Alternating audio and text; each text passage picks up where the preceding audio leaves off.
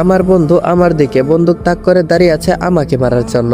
আমি কখনো কল্পনা করতে পারি নাই আমার ছোটবেলার বন্ধু, যাকে আমি নিজের ভাইয়ের মতো করে দেখতাম, যার সাথে আমার ছোটবেলার শিশুকাল কিশোরকাল সবকিছুই কাটিয়েছে, যার সাথে আমার অনেক স্মৃতি রয়েছে, সেই কিনা আজকে আমাকে বন্দুক তাক করে দাঁড়িয়ে আছে আমাকে হত্যা করার জন্য। বুঝলেন না তো? আচ্ছা চলুন তাহলে আপনাদেরকে বুঝিয়ে বলি। রনি বলল, আপু এক কাপ কফি হবে? সুমি বলল, অবশ্যই, তুমি বসো আমি দিচ্ছি। তখনই রনির ফোন বেজে উঠলো। হাতে নিয়ে দেখে একটা ইমেল এসেছে। ওপেন করার চেষ্টা করলো কিন্তু পারলো না।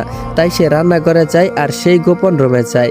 সেই গোপন রুমের কম্পিউটারে গিয়ে তারপর কম্পিউটারে ফোনটা লাগিয়ে দিল আর ইমেলটা ওপেন করে দেখে ফ্রম রাতুল 3695। ইমেলটা সেন্ড করা হয়েছে বিকাল 3:54 একটা ভিডিও দেওয়া আছে। ভিডিওতে ক্লিক করার পর লাস্ট 5 মিনিট যা শুট হয়েছে তা প্লে করলো। একজন ব্যক্তি পাহাড়ের উপর দৌড়াচ্ছে, ক্যামেরা বুকে লাগানো, তাই মুখ দেখা যাচ্ছে না। হয়তো সেটা রাতুল হবে, কারণ রাতুলের বুকেও একটা ক্যামেরা লাগানো ছিল, যা নষ্ট হয়ে গেলে রনির কাছে ভিডিও চলে যাবে। দৌড়াতে দৌড়াতে যখন পাহাড়ের শেষ প্রান্তে চলে এলো, সামনে অনেক বড় একটা খাদ, তাই পিছন দিকে তাকালো। এটা দেখে রনি তো পুরাই অবাক। পিছনে দাঁড়িয়ে আছে হৃদয় আর রাতুল। রনি ভেবে পাচ্ছে না হৃদয়ের সাথে রাতুল হলে তাহলে ওই ব্যক্তির বুকে যে ক্যামেরা লাগানো, ওই ক্যামেরার কথা রনি, রাতুল, রিহান, রবি ছাড়া আর আমি ছাড়া কেউ তো জানে না। রাতুল বলল, তুই মারবি নাকি আমি মারবো?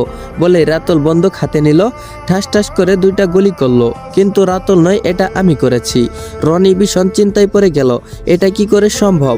রাতুল আমার পিছনে আর রাতুলের বুকে লাগানো ক্যামেরা ওই ব্যক্তির বুকে। তখনই আরেকটা মেল আসলো। রনি সেটা চেক করতে লাগলো। একই রকম ভিডিও আরেকটা এসেছে, তবে সেটা রাতুলের নয়, সেটা আমার। রনি ভিডিওটা প্লে করলো। গুলিটা আমার দিকে এসেছে। জ্যাকেটের ভিতরে বুকে সোজা রবট ছিল, তাই আমার বুকে লাগেনি, বরং রবট ফোন থেকে মেন রবট হয়ে গিয়েছে, মাটিতে পড়ে গেল। সাথে সাথে আরেকটা গুলি আসলো আমার দিকে, ঠিক আমার বুকের মাঝ বরাবর এসে লেগেছে। আমি সরে গেলাম। আমি বললাম, তুই আমাকে মেরে ফেলবি নাকি? রাতুল বলল, তোর কারণে আমার বাংলাদেশে কোটি কোটি টাকা লস হয়েছে, আজ তোকে আমি মেরেই ছাড়বো। আমি বললাম, রাতুল কি বলছিস তুই এসব? তুই পাগল হলি নাকি? রাতুল বলল, ধুর, কে রাতুল? এটা তো আমার মাত্র ছোট্ট একটা গেটআপ। আমি অবাক হয়ে দাঁড়িয়ে আছি। এই কি সেই রাতুল যার সাথে কেটেছে আমার যুগের পর যুগ? রাতুল বলল, তুই তো কিছুক্ষণ পর ওপারে চলে যাবি, তাই তোকে আমার আসল নামটা বলতে খুব ইচ্ছা করছে। আমি আদিত্য খান, আর কাশ্মীর হলো আমার রাজত্ব, পুরো ভারতবর্ষ হলো আমার রাজত্ব। বলতেই 4টি হেলিকপ্টার আসলো। একটা লোক এসে রাতুলের হাত থেকে বন্দুক নিয়ে দামে আরেকটা বন্দুক দেয়। আরেকজন এসে রাতুলকে একটা কালো কোট পরিয়ে দিল। অনেক লোক এসেছে, আমাকে ঘিরে ফেললো। তারপর সবাই মিলে আমাকে অনেক সময় মারতে লাগলো। রাতুল বলল, ব্যাস, সবাই বন্ধ করো, এবার আমার পালা। ওকে এবার দাঁড় করা। দুজনে আমাকে ধরে দাঁড় করালো। তারপর আমাকে 3টা গুলি করলো, 2টা পায়ে আরেকটা বুকে। রাতুল বলল, ওকে নিয়ে যা ওইখানে। তারপর আমাকে নিয়ে যাওয়া হলো পাহাড়ের শেষ প্রান্তে। এক পা পিছনে গেলেই খাদে পড়ে ছারকার হয়ে যাবে আমার দেহ। রাতুল বলল, এখন থেকে বাংলাদেশ, ভারত, পাকিস্তান, নেপাল, মায়ানমার সবকিছুতেই একজনেরই রাজত্ব থাকবে, আর সেটা হলো আদিত্য খান। এবার ওকে নিচে ফেলে দে। আমি ওর উড়ন্ত দেহতে গুলি করে নিশানা ঠিক করতে চাই। বলেই আমার কপালে গুলি করতে চাই, কিন্তু আমার গুলিটা ঘাড়ে লাগে। আমি পড়ে যাওয়ার পরও ক্যামেরা বন্ধ হয়নি, কারণ ক্যামেরা তো রবটের বুকে লাগানো ছিল। রবট গাড়ির দিকে দৌড়াতে শুরু করলো। গাড়ি থেকে একটা ব্যাগ নিয়ে লাফ দিল। ভিডিওতে দেখা যাচ্ছে আমি রবটের থেকে অনেকটা দূরে। এদিকে রবটের ব্যাটারিও ডাউন হয়ে যাচ্ছে, তাই রবট তার ফুল স্পিড বাড়িয়ে দিল তাড়াতাড়ি আমার কাছে আসার জন্য। স্পিড বাড়ানোর কারণে রবট গরম হয়ে যায়, তার ভিতরের যন্ত্রপাতি সিগন্যাল দেওয়া শুরু করে, যখন তখন ব্লাস্ট হতে পারে। তখনই আমার কাছে চলে আসলো আর ব্যাগ থেকে প্যারাশুট জড়িয়ে দিল। প্যারাশুটের বড়শিটা আমার গায়ে বেঁধে দিল, আর সে আস্তে আস্তে আমার উপর থেকে পড়ে গেল। ভিডিওতে দেখা যাচ্ছে রবটটা আমার থেকে অনেক দূরে চলে যাচ্ছে, আর আমি যাচ্ছি অজানা কোনো এক দেশের দিকে। বোম করে কি যেন ফেটে গেল, মনে হয় রবটটা চিরবিদায় দিয়ে দিল আমাকে। আর সাথে সাথে ভিডিওটা বন্ধ হয়ে গেল। রনি বুঝতে পারছে না এখন কি করবে, তাই রিহান আর রবিকে কল দিল। রিহান বলল, কিরে কি খবর? রনি বলল, একটু সিলেটে আসতে পারবি? রবি বলল, কেন? রনি বলল, আসার পর বলবো। রিহান বলল, হ্যাঁ রে, হৃদয় বলেছিল আজকে আমার কাছে লোক পাঠাবে, কিন্তু এখনো তো লোক আসেনি। রবি বলল, হৃদয় ভাইয়া এই দুনিয়াতে থাকলে তো লোক পাঠাবে, কান্নার সুরে বলল। দুইজনেই অবাক হয়ে বলল, কি বলছিস সেসব? রনি বলল, যা বলছি তাই সত্যি। রিহান বলল, না, এটা কখনো হতে পারে না। রনি বলল, এখনই সিলেটে আসো তোমরা। রবি বলল, আচ্ছা আসতেছি। রিহান আর রবি খবরটা শোনার পর নিজেকে আর টিকিয়ে রাখতে পারছে না। কেমনে টিকে থাকবে? আমি ছিলাম তাদের সব, আর তারাই ছিল আমার সব। আমরা সবাই ছিলাম আত্মার মতো, নিজের রক্তের ভাইয়ের মতো, যাদের সম্পর্ক নিজের ভাইয়ের থেকেও অনেক বেশি ছিল। তাই দেরি না করে তাড়াতাড়ি সিলেটে চলে গেল। রিহান বলল, কিরে হৃদয় কোথায়? রনি বলল, জানি না। রবি বলল, জানি না মানে? রনি ওদেরকে ভিডিওটা দেখালো। রিহান বলল, না, রাতুল এমনটা করতে পারে না। রনি বলল, আমিও জানি, কিন্তু এটা দেখার পর। রবি বলল, ঝুমি কোথায়? ঝুমি কি জানে? রনি বলল, না। রিহান বলল, ও কোথায় এখন? রনি বলল, রুমে আছে। রবি বলল, চল তাড়াতাড়ি, পাগলিটা যদি আবার কিছু করে বসে। তারপর সবাই ঝুমির রুমে গেল। ঝুমি ঘুমিয়ে আছে। রবি বলল, ঘুমাচ্ছে মনে হয়। রবি ঝুমিকে ডাকলো। ঝুমি বলল, তোমরা কখন আসলে? রিহান বলল, এই তো একটু আগে। ঝুমি বলল, হৃদয় কোথায়? রনি বলল, এখনো ইংল্যান্ডে আছে। ঝুমি বলল, আমার কেন জানি খুব ভয় করছে, তোমরা আমাকে হৃদয়ের কাছে নিয়ে যাও, নয়তো হৃদয়কে আমার কাছে এনে দাও। রনি বলল, আনতে হবে না, ভাইয়া বলেছে তোমাকে ইংল্যান্ডে নিয়ে যেতে, তারপর সেখানে তোমার গলার চিকিৎসা করানো হবে। তুমি সুস্থ হওয়ার পর ভাইয়া তোমার সাথে দেখা করবে। ঝুমি বলল, আমাকে মিথ্যে আশ্বাস দিয়ে লাভ নেই। রবি বলল, মিথ্যা নয়, সত্যি বলছি, হৃদয় আসবে, তার কাজ শেষ হয়ে গেলে। ঝুমি বলল, কখন আসবে? উত্তরটা তাদেরও জানা নেই, তাই রিহান কথাটা কাটিয়ে বলল, এই দেখো, আমরা এত দূর থেকে এসেছি, আর তোমরা কোথায় আমাদেরকে কিছু খেতে দিবে, তা না করে এখানে বসে আছো। ঝুমি বলল, আমি কিছুই করতে পারবো না, যতক্ষণ না পর্যন্ত আমার কাছে হৃদয়কে এনে দিবে, ততক্ষণ আমি কিছুই করব না। রনি বলল, আচ্ছা, তোমার কিছু করতে হবে না, আমি সব কিছু করব। রিহান ভাইয়া তুমি এখানে বসো, আর রবি ভাইয়া তুমি আমার সাথে চলো। রনি আর রবি বেরিয়ে পড়লো ঝুমির রুম থেকে। রনি বলল, যে করেই হোক আজকের মধ্যে আপুকে নিয়ে এখান থেকে অন্য কোথাও চলে যেতে হবে। রবি বলল, কেন? রনি বলল, আদিত্য এখানে যখন তখন চলে আসতে পারে। রবি বলল, তা কোথায় যাবে? রনি বলল, ইংল্যান্ডে, ভাইয়া বলেছিল ওখানে আপুর চিকিৎসা করানো হবে। রবি বলল, হৃদয়? রনি বলল, আমার মনে হচ্ছে ভাইয়া এখনো বেঁচে আছে। দেখলে না, ভিডিওতে রবট ভাইয়াকে প্যারাশুট দিয়ে বেঁধে দিয়েছে, যাতে করে সে নিচে পড়ে না যায়। রবি বলল, কিন্তু তাকে কোথায় পাবো? রনি বলল, কাশ্মীরে গেলে খোঁজ নিলেই পেয়ে যাবে। রবি বলল, তাই যেন হয়। এসব নিয়ে গল্প করছি আর দুপুরের লাঞ্চ রেডি করছিল। তারপর সবাই মিলে দুপুরের লাঞ্চ করে বেরিয়ে পড়লো এয়ারপোর্টের দিকে। পথের মাঝখানে একটা হামলা হলো তাদের উপর। রিহান বলল, পিছনের কালো গাড়িটা কবে থেকে পিছু নিয়েছে? রবি বলল, রনি ঝুমিকে নিয়ে সাবধানে থাকিস। রিহান, রেডি হয়ে যা। রিহান বলল, কেন? বলতেই পিছন থেকে একটা গুলি আসলো। রবি গাড়ি থামিয়ে দিল। রবি বলল, রিহান বন্দুক বের কর তাড়াতাড়ি। গাড়ি থেকে নেমে গেল আর গুলি করতে লাগলো। একটা গুলি এসে রিহানের বাঁ হাতে লাগলো, তবুও রিহান গুলি করা বন্ধ করলো না। প্রায় 5 মিনিট গুলি করার পরও কিছু হলো না। রবি বলল, রনি ঝুমিকে নিয়ে এয়ারপোর্টের দিকে যা, এদিকটা আমরা দেখছি। রনি বলল, কিভাবে? রিহান বলল, আমরা এখন দৌড়ে জঙ্গলের দিকে চলে যাব, তারাও আমাদের পিছনে নেবে, তখনই তোমরা গাড়ি নিয়ে চলে যেও। রনি বলল, আচ্ছা ভাই। রিহান বলল, 1 2 3 বলেই দুইজনে গুলি করতে লাগলো। গাড়ির পিছন থেকে বের হয়ে বন্দুক হাতে নিয়ে গুলি করতে লাগলো। এরপর সুযোগ বুঝে জঙ্গলের দিকে দৌড় দিল। প্রতিপক্ষ দল ছুটে গেল বনের দিকে। রবি আর রিহান গাছের আড়ালে লুকিয়ে পড়ল সুযোগ বুঝে কাজ করার জন্য। এদিকে রনি এয়ারপোর্টে যেতে লাগলো ঝুমিকে নিয়ে।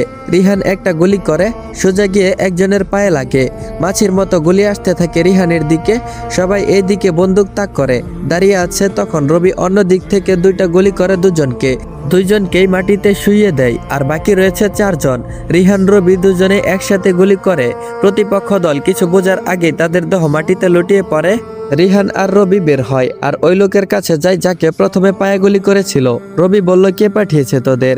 লোকটা বলল, জানি না। রবি বলল, জানি না মানে কি?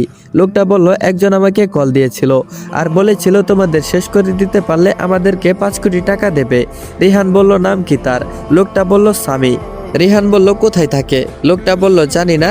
রবি বলল, তবে তো তোকে মরতেই হবে। কপালে একটা গুলি করলো রবি। রিহান বলল, একে মেরে ফেললি, তাহলে আমরা আসল খনি অব্দি পৌঁছাবো কি করে? রবি বলল, আমাদের যেতে হবে না, তার ফোন আমাদেরকে নিয়ে যাবে। বলে ওই লোকের পকেট থেকে ফোনটা বের করলো রবি। রিহান বলল, এটা দিয়ে কি করবি? রবি বলল, রনিকে কল দে তো, তারপর দেখ আমি কি করি। রিহান রনিকে কল দিল আর বলল, তুই কোথায়? রনি বলল, এই তো এয়ারপোর্টে পৌঁছালাম, আধা ঘন্টা পর বিমান টেক অফ করবে। রবি বলল, একটা ফোন নাম্বার দিচ্ছি তোকে, তুই 10 মিনিটের ভিতরে এর সব ডিটেলস আমাকে দে। রনি বলল, ওকে ভাই। কল কেটে দে রবি। তারপর টেক্সট করে নাম্বারটা পাঠিয়ে দিল রনিকে। আর রিহানকে নিয়ে ডাক্তারের কাছে গেল রবি। রবি কল দিল। রনি বলল, ভাইয়া তুমি যে নাম্বার দিয়েছিলে সেটা আজিজ নামের কোনো ব্যক্তির। তার কল লিস্টে অনেক নাম্বার পেয়েছি, কিন্তু একটা নাম্বার দিয়ে আমি অবাক হয়ে গেলাম। সেটা হলো ইন্দোনেশিয়ার লোকেশন দেখাচ্ছে, আর ভারতের কাশ্মীরে আমি অনেক চেষ্টা করেছি, কিন্তু এর থেকে বেশি আর কিছুই বের করতে পারি নাই। রবি বলল, ওই নাম্বারের লোকেশনটা আমাদেরকে দে। রনি বলল, ওকে ভাই দিচ্ছি। রবি কল কেটে দিল। তারপর রিহান বলল, কি বলল রনি? তারপর রনি রিহানকে সবকিছু খুলে বলল। রিহান বলল, আমাদের দেরি করা ঠিক হবে না, যা করার তাড়াতাড়ি আজকে সন্ধ্যার মধ্যেই করতে হবে। সন্ধ্যার আগে সবকিছু করতে হবে, আমাদেরকে আজকেই ভারতে যেতে হবে। রবি বলল, হ্যাঁ রাইট। টেক্সট আসলো রবির ফোনে। ওপেন করে দেখে রনি লোকেশন দিয়েছে। রবি বলল, কাশ্মীরে লুকিয়ে আছে হৃদয়ের খনি। রিহান বলল, যা করার প্ল্যান মতো করতে হবে। রবি বলল, কি প্ল্যান করবি? রিহান বলল, ছদ্মবেশে সেখানে যাব, আর 2 মাস থাকবো, জানার চেষ্টা করব আদিত্য আর ওই স্বামীর সম্পর্কে, তারপর অ্যাটাক করব।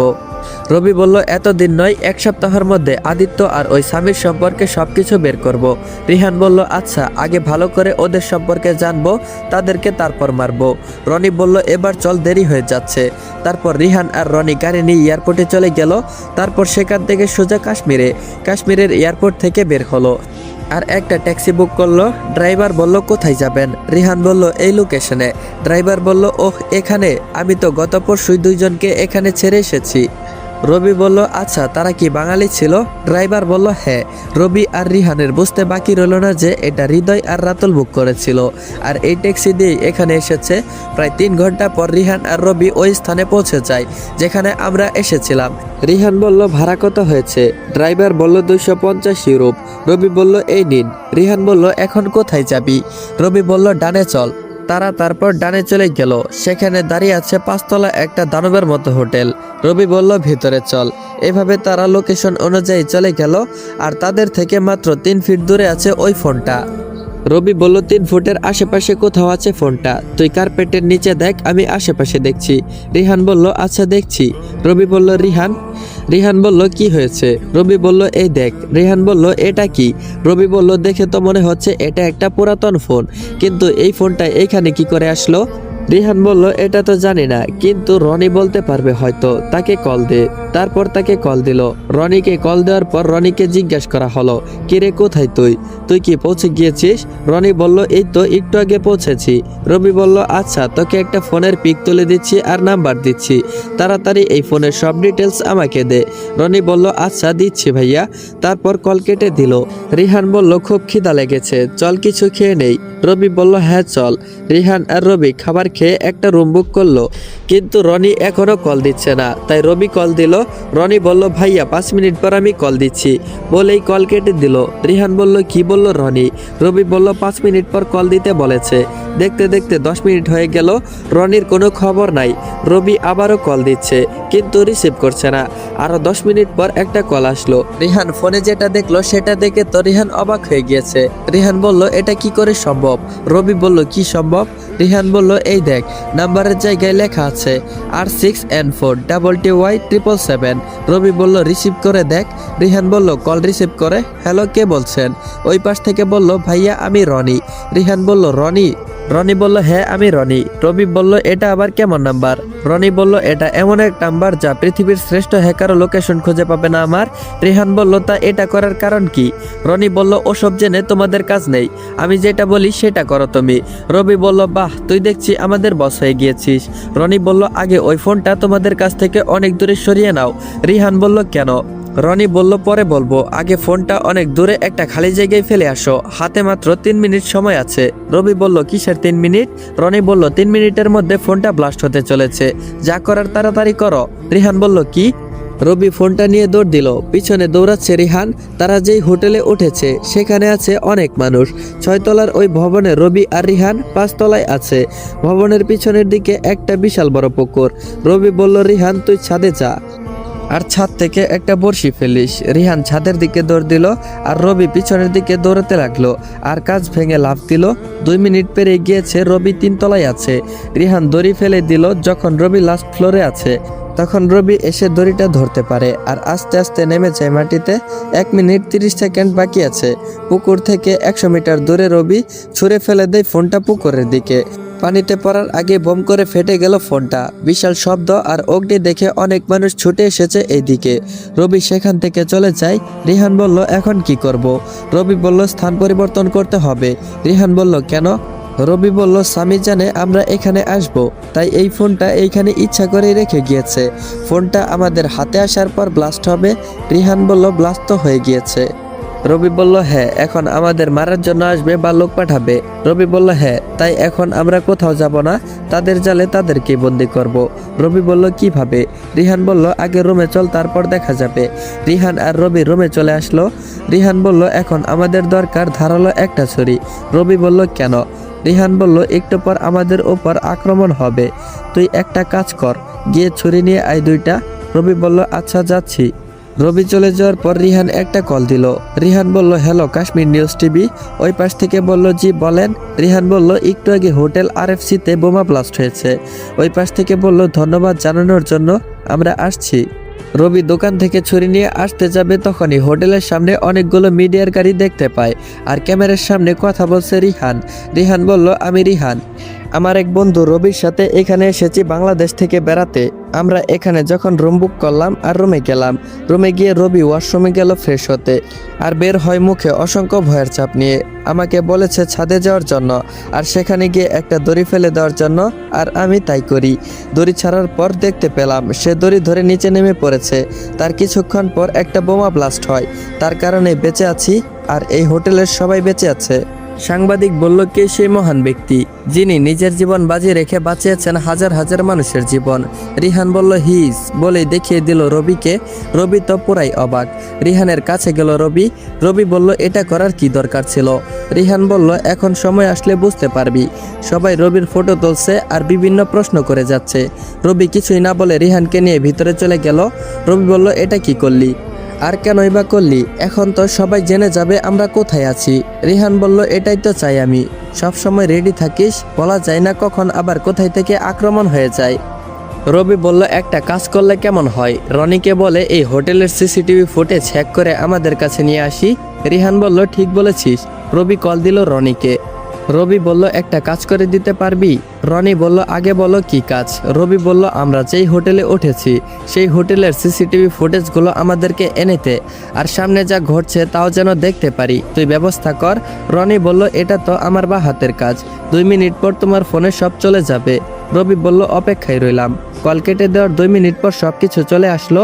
রবি বলল, এই নে, এখন দেখ কে আসছে আর কে না আসছে। রিহান বলল, আচ্ছা দেখছি, চল এবার ডিনার করে আসি। রবি বলল, আচ্ছা চল। তারপর রিহান আর রবি ডিনার করছে। রবির সামনে রাখা হোটেলের CCTV ফুটেজগুলো দেখছে, কেউ আসে কিনা তাদের রুমের দিকে। রিহান বলল, এই দেখতো, এই লোকটাকে কেমন যেন সন্দেহ সন্দেহ লাগছে। রবি বলল, কই? রিমন বলল, 2nd ফ্লোরে, লাল টি-শার্ট পরে আছে।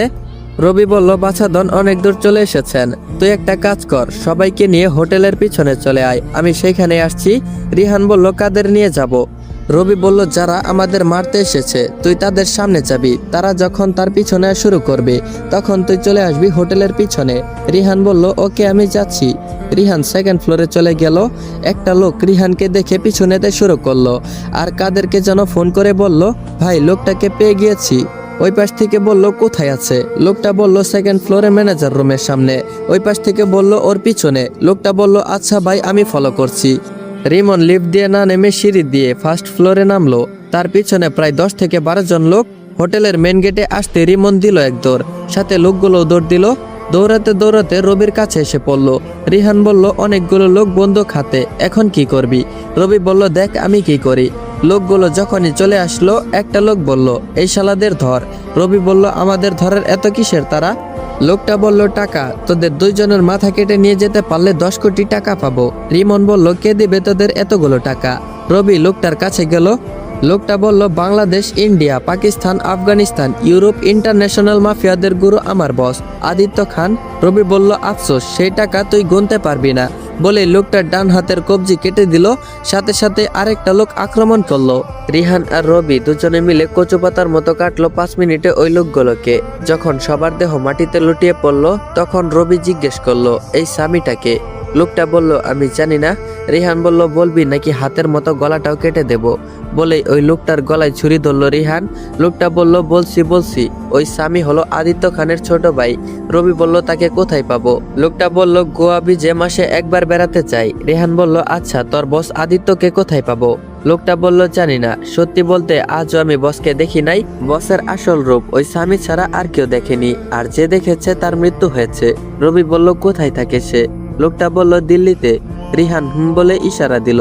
তারপর সাথে সাথে রবি ওই লোকটার গলা কেটে দিল। রবি বলল, কাল সকালে আমাদের বের হতে হবে। রিহান বলল, কোথায়? রবি বলল, যেখানে হৃদয় কেরাতল মেরেছে। রিহান বলল, কিভাবে যাব? রবি বলল, সকালে রেডি থাকিস তুই, আমি ওইসব ঠিক করে রাখবো। রিহান বলল, আচ্ছা, ওকে। পরের দিন সকালে রিহান আর রবি বেরিয়ে পড়ে। রবি বলল, তুই এখানে দাঁড়া, আমি একটা গাড়ি নিয়ে আসছি। রিহান বলল, গাড়ি পাবি কোথায়? রবি বলল, তুই দেখ শুধু কোথায় পাই। রবি চলল একটা সামনের মলের দিকে। সেখানে পার্কিং এ অনেকগুলো গাড়ি আছে। রবি সবচেয়ে দামি কালো রঙের একটা গাড়ি নিল। রবি বলল, উঠে পড়। রিহান বলল, এটা কোথায় পেলি তুই? রবি বলল, এটা চুরি করেছি। রিহান বলল, মাফিয়া থেকে চোর হয়ে গেলি? রবি বলল, হৃদয়ের জন্য সবকিছু হতে পারি। রিহান বলল, এত কথা না বলে গাড়িটা স্টার্ট দিত। রবি আর রিহান গাড়ি নিয়ে শহর থেকে অনেক দূরে চলে এসেছে, যেখানে সাদা বরফে ঢাকা পাহাড়, সবুজ বলতে কিছুই নেই। এমনিতে এখানে খুব কম সময় গ্রীষ্মকাল থাকে, তার উপর তো এখন শীতকাল। এক পর্যায়ে গাড়ি বন্ধ করলো রবি। রিহান বলল, বন্ধ করলি কেন গাড়ি? রবি বলল, সামনে রাস্তা নেই। রিহান বলল, এখন কি করব? রবি বলল, দেখি কি করা যায়। তাকে দেখলো তাদের ডান পাশে কাশ্মীরের সবচেয়ে বড় পাহাড়, যার পাশ দিয়ে যাচ্ছে তার দিকে বড় একটা খাদ। আর রিহান বলল, গাড়ি ঘুরিয়ে নে। রবি বলল, নেওয়া যাবে না। রিহান বলল, কেন? রবি বলল, গাড়ি ঘোরাতে গেলে খাদে পরে মারা যাবো। রিহান বলল, তাহলে এখন কি করব? রবি বলল, চল গাড়ি থেকে নেমে দেখি কিছু করা যায় কিনা। গাড়ি থেকে নামার পর একটা ফোন আসলো রবির মোবাইলে। ওই পাশ থেকে বলল, হ্যালো মিস্টার মাফিয়া। রবি বলল, কে আপনি? ও পাশ থেকে বলল, আদিত্য। সাথে একটা ট্রেনের শব্দ হলো। মনে হচ্ছে সে রেল লাইনের আশেপাশে আছে। কিছুক্ষণের মধ্যে আরেকটা ইউনিক শব্দ হয়। রবি বলল, তা কি মনে করে কল দিয়েছেন? আদিত্য বলল, আমি জানি তোরা কখনো আমার আশেপাশে আসতে পারবি না বা আমার খোঁজও পাবি না। একটা কথা, আদিত্য বা স্বামী কখনো রবি আর রিহানকে দেখেনি, আর যারা দেখেছিল তারা সবাই মারা গিয়েছে। রবি বলল, পাবো কি পাবো না সেটা তো সময় হলেই দেখা যাবে। আদিত্য বলল, সে সময় তোমাদের হাতে নেই। উপরে পাহাড়ের দিকে তাকিয়ে দেখো। রবি দেখলো পাহাড়ের দিকে তাকিয়ে অনেক বড় বড় পাথর তাদের দিকে আসছে। আদিত্য বলল, গুড বাই। রবি দেখলো খাদে পড়লে মরণ, না পড়লে পাথর চাপা দিয়ে মারা যাবে। কিন্তু খাদে পড়লে 100%-এর মাঝে 1% বাঁচার চান্স আছে। তাই রবি রেহানের হাত ধরে লাফ দিল। পাথর দিয়ে গাড়িটা চুরমার হয়ে গিয়েছে ভেঙে। রবি আর রিহান নিচের দিকে তলিয়ে যাচ্ছে। নিচে আছে পানির স্রোত, যার মধ্যে রবি আর রিহান পড়লে 1 মিনিটে শেষ হয়ে যাবে। জলের স্রোতে দুজনে ভেসে চলেছে অচিনিক দেশের দিকে। অজ্ঞান অবস্থায় তাদের দেহ ছুটে চলেছে পানির স্রোতের তাল মিলিয়ে। এদিকে রনি তাদের কোনো খোঁজ খবর না পেয়ে কল দিতে লাগলো, কিন্তু তাদের ফোন বন্ধ দেখাচ্ছে। ঝুমিকে সে এই বিষয়ে বলেনি, কারণ আগামী পরশু ঝুমির অপারেশন করা হবে। 3 দিন পর ঝুমির অপারেশন করা হলো। তারপরের দিন সকালে ঝুমির জ্ঞান ফিরল। ঝুমি দেখলো তার গলায় ছোট্ট একটা কি যেন লাগানো আছে। সে কথা বলার চেষ্টা করলো। ঝুমি আস্তে আস্তে করে আমতা আমতা করে বলল, রনি। রনি রনি তার পাশে বসা ছিল। রনি বলল, আপু তুমি উঠে গিয়েছ? ঝুমি বলল, হৃদয় কোথায়? রনি বলল, তিনি একটা কাজের জন্য আসতে পারেননি, বলেছেন কয়েকদিন পরে চলে আসবেন। ঝুমি বলল, কখন আসবেন? রনি বলল, এই তো কয়েকদিন পর। রনি ঝুমিকে আমি ফিরে আসার মিথ্যে আশ্বাস দিয়ে যাচ্ছে আর নীরবে চোখের জল ফেলছে। এদিকে রনির যখন জ্ঞান ফিরল, দেখলো বালির ওপর পড়ে আছে তার দেহ। কিছু দূরে পড়ে আছে রিহান একটা পাথরের ওপর। রবি বলল, রিহান, এই রিহান। রিহানের পালস চেক করে দেখছে, কিন্তু কোনো সারা শব্দ নেই। অনেক চেষ্টার পর রিহানের জ্ঞান ফিরল। রিহান বলল, দোস্ত, আমি এত তাড়াতাড়ি মরতে চাইনি। আমরা এখন কোথায় আছি, জান্নাতে নাকি জাহান্নামে? রবি বলল, জান্নাতেও নয় জাহান্নামেও নয়, আমরা এখন পৃথিবীতে আছি। রিহান বলল, কি তাহলে কি আমরা বেঁচে আছি? রবি বলল, হ্যাঁ। রিহান বলল পৃথিবীতে কোথায় আছি। রবি বলল জানি না, ওই সামনে একটা বন দেখা যাচ্ছে, চল ওটা পেরিয়ে না হয় রাস্তা পেতে পারি। রিহান বলল জঙ্গলে পশুদেরও খাবার হতে পারি। রবি বলল ধুর এসব ছাড়, এখন আমার সাথে চল। রিহান বলল তুই যা, আমি যাব না। রবি বলল শুনেছি ভারতের প্রায় ঝর্ণা বা নদীতে কুমির থাকে। রিহান বলল তুই কি আমাকে ভয় দেখাচ্ছিস? রবি বলল আমি তোকে ভয় দেখাতে যাব কেন, আর যদি ভয় পেয়ে থাকিস তাহলে আমার সাথে চল। রবি আর রিহান হাঁটতে শুরু করলো জঙ্গলের দিকে। তাদের জানা নেই এটা কত বড় বন আর এটার মধ্যেই বা কি আছে। হাঁটতে হাঁটতে গভীর বনে পৌঁছে গেল। এইদিকে বিকেল গড়িয়ে সন্ধ্যা নেমে এসেছে। রবি বলল মনে হয় রাতটা এখানেই কাটাতে হবে, দেখ আশেপাশে কিছু খাবার কিছু মিলে কিনা। রিহান বলল আচ্ছা, যতক্ষণ না অন্ধকার হবে ততক্ষণ হাঁটতে থাক আর খাবারও জোগাড় কর। অনেকগুলো বন্যফল রিহান আর রবি গাছ থেকে নিয়ে নিল আর হাঁটতে শুরু করলো। চাঁদের আলো মাঝে মাঝে তাদের শরীর ছুঁয়ে যাচ্ছে, গাছের আড়ালে আবার লুকিয়ে যাচ্ছে। রিহান বলল সামনে আর যাওয়া যাবে না, দেখ এখানে আর চাঁদের আলো স্পষ্ট দেখা যাচ্ছে না। রবি বলল তো কি হয়েছে? রিহান বলল এখানে আজকের রাতটা এখানেই কাটাবো। রবি বলল আচ্ছা বস। দুজনে মিলে ফলমূল খেয়ে সোজা শোয়ার জন্য রেডি হয়েছে। রিহান বলল এখান থেকে কোথায় যাব পরে? রবি বলল কলকাতা, মীর ওমর ভাইয়ের কাছে। রিহান বলল হৃদয় ভাইয়ের ফ্রেন্ড নাকি ওমর ভাই? রবি বলল রিহান বলল আচ্ছা গুড নাইট। রবি বলল ওকে গুড নাইট। ভোরের সূর্যের সাথে রিহান আর রবির ঘুম ভাঙলো। দুজনে হাত মুখ ধুয়ে আবারও হাঁটা শুরু করলো। দুপুর পেরিয়ে বিকেল নামলো, বিকেল পেরিয়ে সন্ধ্যা, আর সন্ধ্যা পেরিয়ে যখন রাত হতে যাবে তখন তারা দেখতে পেল তাদের থেকে কিছুটা দূরে অনেকগুলো লাইটের আলো দেখা যাচ্ছে। রবি বলল পেয়ে গিয়েছি। রিহান বলল কি পেয়েছিস? রবি বলল ওই দেখ সামনে একটা হাইওয়ে রোড দেখা যাচ্ছে আর ওই দিক থেকে গাড়ি যাচ্ছে। রিহান বলল তাড়াতাড়ি চল। এক প্রকার দৌড় শুরু করলো রবি আর রিহান। যখন তারা রাস্তায় পৌঁছায় দুজনের মুখে দেখা দিল বিশ্বজয়ের হাসি। রবি বলল গাড়ি দাঁড় করা। রিহান এক এক করে 10টি সিগন্যাল দিল, কিন্তু কোনো কাজ হয়নি। রবি বলল আমি জানি তোর দ্বারা এসব হবে না, এই দেখ আমি কিভাবে গাড়ি দাঁড় করাই। রিহান বলল ও হ্যালো মিস্টার, এটা বাংলাদেশ নয়, এটা হলো ইন্ডিয়া, যে চাইলে লিফট পেয়ে যাবে। রবি বলল আমি জানি এটা ইন্ডিয়া, কিন্তু তুই জানিস না এখানে কিভাবে লিফট নিতে হয়, সেটা জানিস না। রিহান বলল আচ্ছা দেখি কিভাবে। রবি বলল তাহলে দেখ কিভাবে লিফট নিতে হয়। বলে রিহানকে রবি তার শরীরে শক্তি দিয়ে লাথি মারে। রিহান রাস্তার মাঝখানে গিয়ে পড়ে। এদিকে একটা গাড়ি খুব স্পিডে আসছিল, যা দেখে রিহান ভয় পেয়ে যায়। গাড়ির ড্রাইভার ব্রেক করে, কিন্তু ফুল স্পিডে থাকার কারণে গাড়ি ঘুরতে শুরু করলো, কারণ তার পিছনে যা গাড়ি ছিল একটার পর একটা আরেকটা ধাক্কা খাচ্ছিল, যার কারণে গাড়িটা টপকে একটা গাড়ির সামনে এসেছে। দূরে যাওয়ার পর গাড়িটা থামলো। থামার পর দরজা খুলে একটা ছেলে আসলো। তার হাতে ছিল একটা বন্দুক আর ড্রিঙ্কসের বোতল। রবির দিকে বন্দুক তাক করতে রবি তার হাত থেকে বন্দুকটা নিয়ে ফেললো আর বলল গাড়ির চাবি কোথায়? ছেলেটা বলল তুই জানিস আমি কে? রবি বলল ওসব জানার দরকার নেই আমার, চাবি কোথায় বল। বলে ছেলেটির কলার ধরে চোখ বরাবর বন্দুক রাখলো আর রিহান গাড়ি নিয়ে আসলো। রিহান বলল ছেড়ে দে, আমি চাবি পেয়ে গিয়েছি। রবি কলার ছেড়ে দিয়ে গাড়িতে উঠে পড়ল। রিহান বলল শালা এই কি ছিল তোর তরিকা? রবি বলল হ্যাঁ। রিহান বলল যদি আমি মরে যেতাম? রবি বলল আমি থাকতে তুই মরে যাবি কেমনে? রিহান বলল শালা তুই থাকলেই তো আমি মরে যাব। রবি বলল আচ্ছা এসব বাদ দে আর গাড়ি স্টার্ট দে। রিহান বলল বাদ দেবে কেন? তোর কারণে আজ আমি পরপারের যাত্রী হতে চলেছিলাম। রবি বলল দেখ আমি তো এটা এর জন্যই করেছি যাতে করে গাড়ি থামাতে পারি। রিহান বলল যদি আমি? রবি বলল তোর কিছু হয়ে গেলে আমি ওই জায়গায় নিজেকে শেষ করে দিতাম। রিহান বলল থাক আর দরদ দেখাতে হবে না। রিহান গাড়ি স্টার্ট দিল, সাথে সাথে গাড়িটা একটা ডিভাইস অন হয়ে গেল আর বলল সিলেক্ট ইউর ল্যাঙ্গুয়েজ। রবি বলল বাংলা সিলেক্ট কর। তারপর জিপিএস বলল কোথায় যাবে তাড়াতাড়ি বল। রবি বলল কলকাতা। জিপিএস বলল ওরে বাবা এত দূর, সামনে 3টা রাস্তা দেখা যাচ্ছে। রিহান বলল কোন দিকে যাব? আগে বলো কোন দিকে যাব। জিপিএস বলল ডানে যা, ডানে যাওয়ার পর সোজা, তারপর আবারও ডানে, তারপর বামে, তারপর ডানে, ব্যাস এখানে দাঁড় করা। রিহান বলল এত তাড়াতাড়ি চলে আসলাম কিভাবে? জিপিএস বলল আগে ট্যাঙ্ক ফুল কর, তারপর বলবো কোথায় যেতে হবে। রিহান বলল ট্যাঙ্ক ফুল করতে টাকা লাগবে, তুই একটু বস, আমি সামনের মার্কেট থেকে কিছু টাকা তুলে আনি। রিহান চলে গেল। রবি বলল এই শালা আমাদের গ্যাস পাম্পে নিয়ে এসেছে। জিপিএস বলল এই একদম শালা বলে গালি দিবি না বলছি। রবি বলল শালা একবার নয় 100 বার বলবো। শালা শালা শালা কি করবি তুই? জিপিএস বলল এরপরে কিন্তু পস্তাতে হবে তোর। রবি বলল পরের চিন্তা পরে করব। তখনই রিহান আসলো। এই নে নতুন ফোন তোর, তোর একটা আর আমার একটা। রবি বলল কত টাকা তুলেছিস? রিহান বলল 50,000 টাকা। আরো 50,000 টাকা দিয়ে 2টা ফোন নিয়েছি। গাড়ি নিয়ে আবারও রওনা দিল রবি আর রিহান। রবি তার ফোনে সিম কার্ডটা লাগালো, তারপর কিছুক্ষণ পর কল দিল রনিকে। রনি বলল, ভাইয়া তোমরা কোথায় আছো? রবি বলল, সামনে মহিলা মার্কেটের দিকে তাকিয়ে বলল, দিল্লিতে। রনি বলল, 3 দিন ধরে তোমাদের ফোন বন্ধ কেন? তারপর রনিকে সবকিছু খুলে বলল রবি। রনি বলল, কি? আচ্ছা, হৃদয় ভাইয়ের কি কোনো খবর পেলে? রবি বলল, না।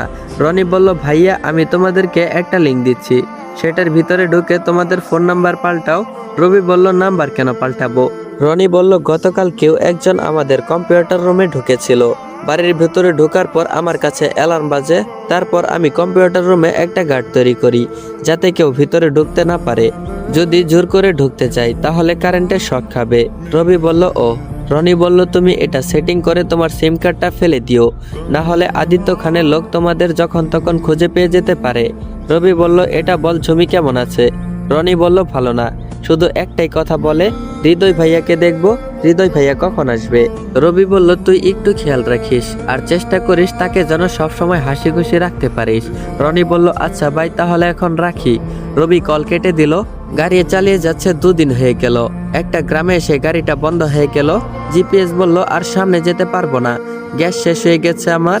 আর এখান থেকে প্রায় 150 কিলোমিটার দূরে গ্যাস পাম্প। এটাই আমাকে গালি দেওয়ার প্রতিদান। এখন তোমরা চন্দ্রনগর গ্রামে আছো, যেখানকার লোক গাড়ি কি জিনিস বুঝতেই পারে না, তারা জানেই না গাড়ি কি জিনিস। রবি বলল, শালা, তোকে তো আজকে আমি। জিপিএস বলল, এই শালা বলে গালি দিবি না বলছি। রবি রাগ করে জিপিএসটা ভেঙে দেয়। রিহান বলল, এখন কি করব? বলতে একটা লোক ধপাস করে তাদের পায়ের কাছে পড়ে যায়। পিঠে লাগানো একটা ছুরি রক্তে লাল হয়ে আছে, লোকটার মুখটা স্পষ্টভাবে দেখা যাচ্ছে না। তখনই আরেকটা লোক এসে ওই লোকটাকে টানতে টানতে নিয়ে যাচ্ছে, যা দেখে রবি আর রিহানের গাটা জ্বলে যাচ্ছে। রবির চোখে দেখা দিয়েছে রক্তমাখা সূর্যের আলো। যখন ওই লোকটাকে সবাই মিলে আবারও মারতে যাবে, তখনই রবি সবার কাছে গেল।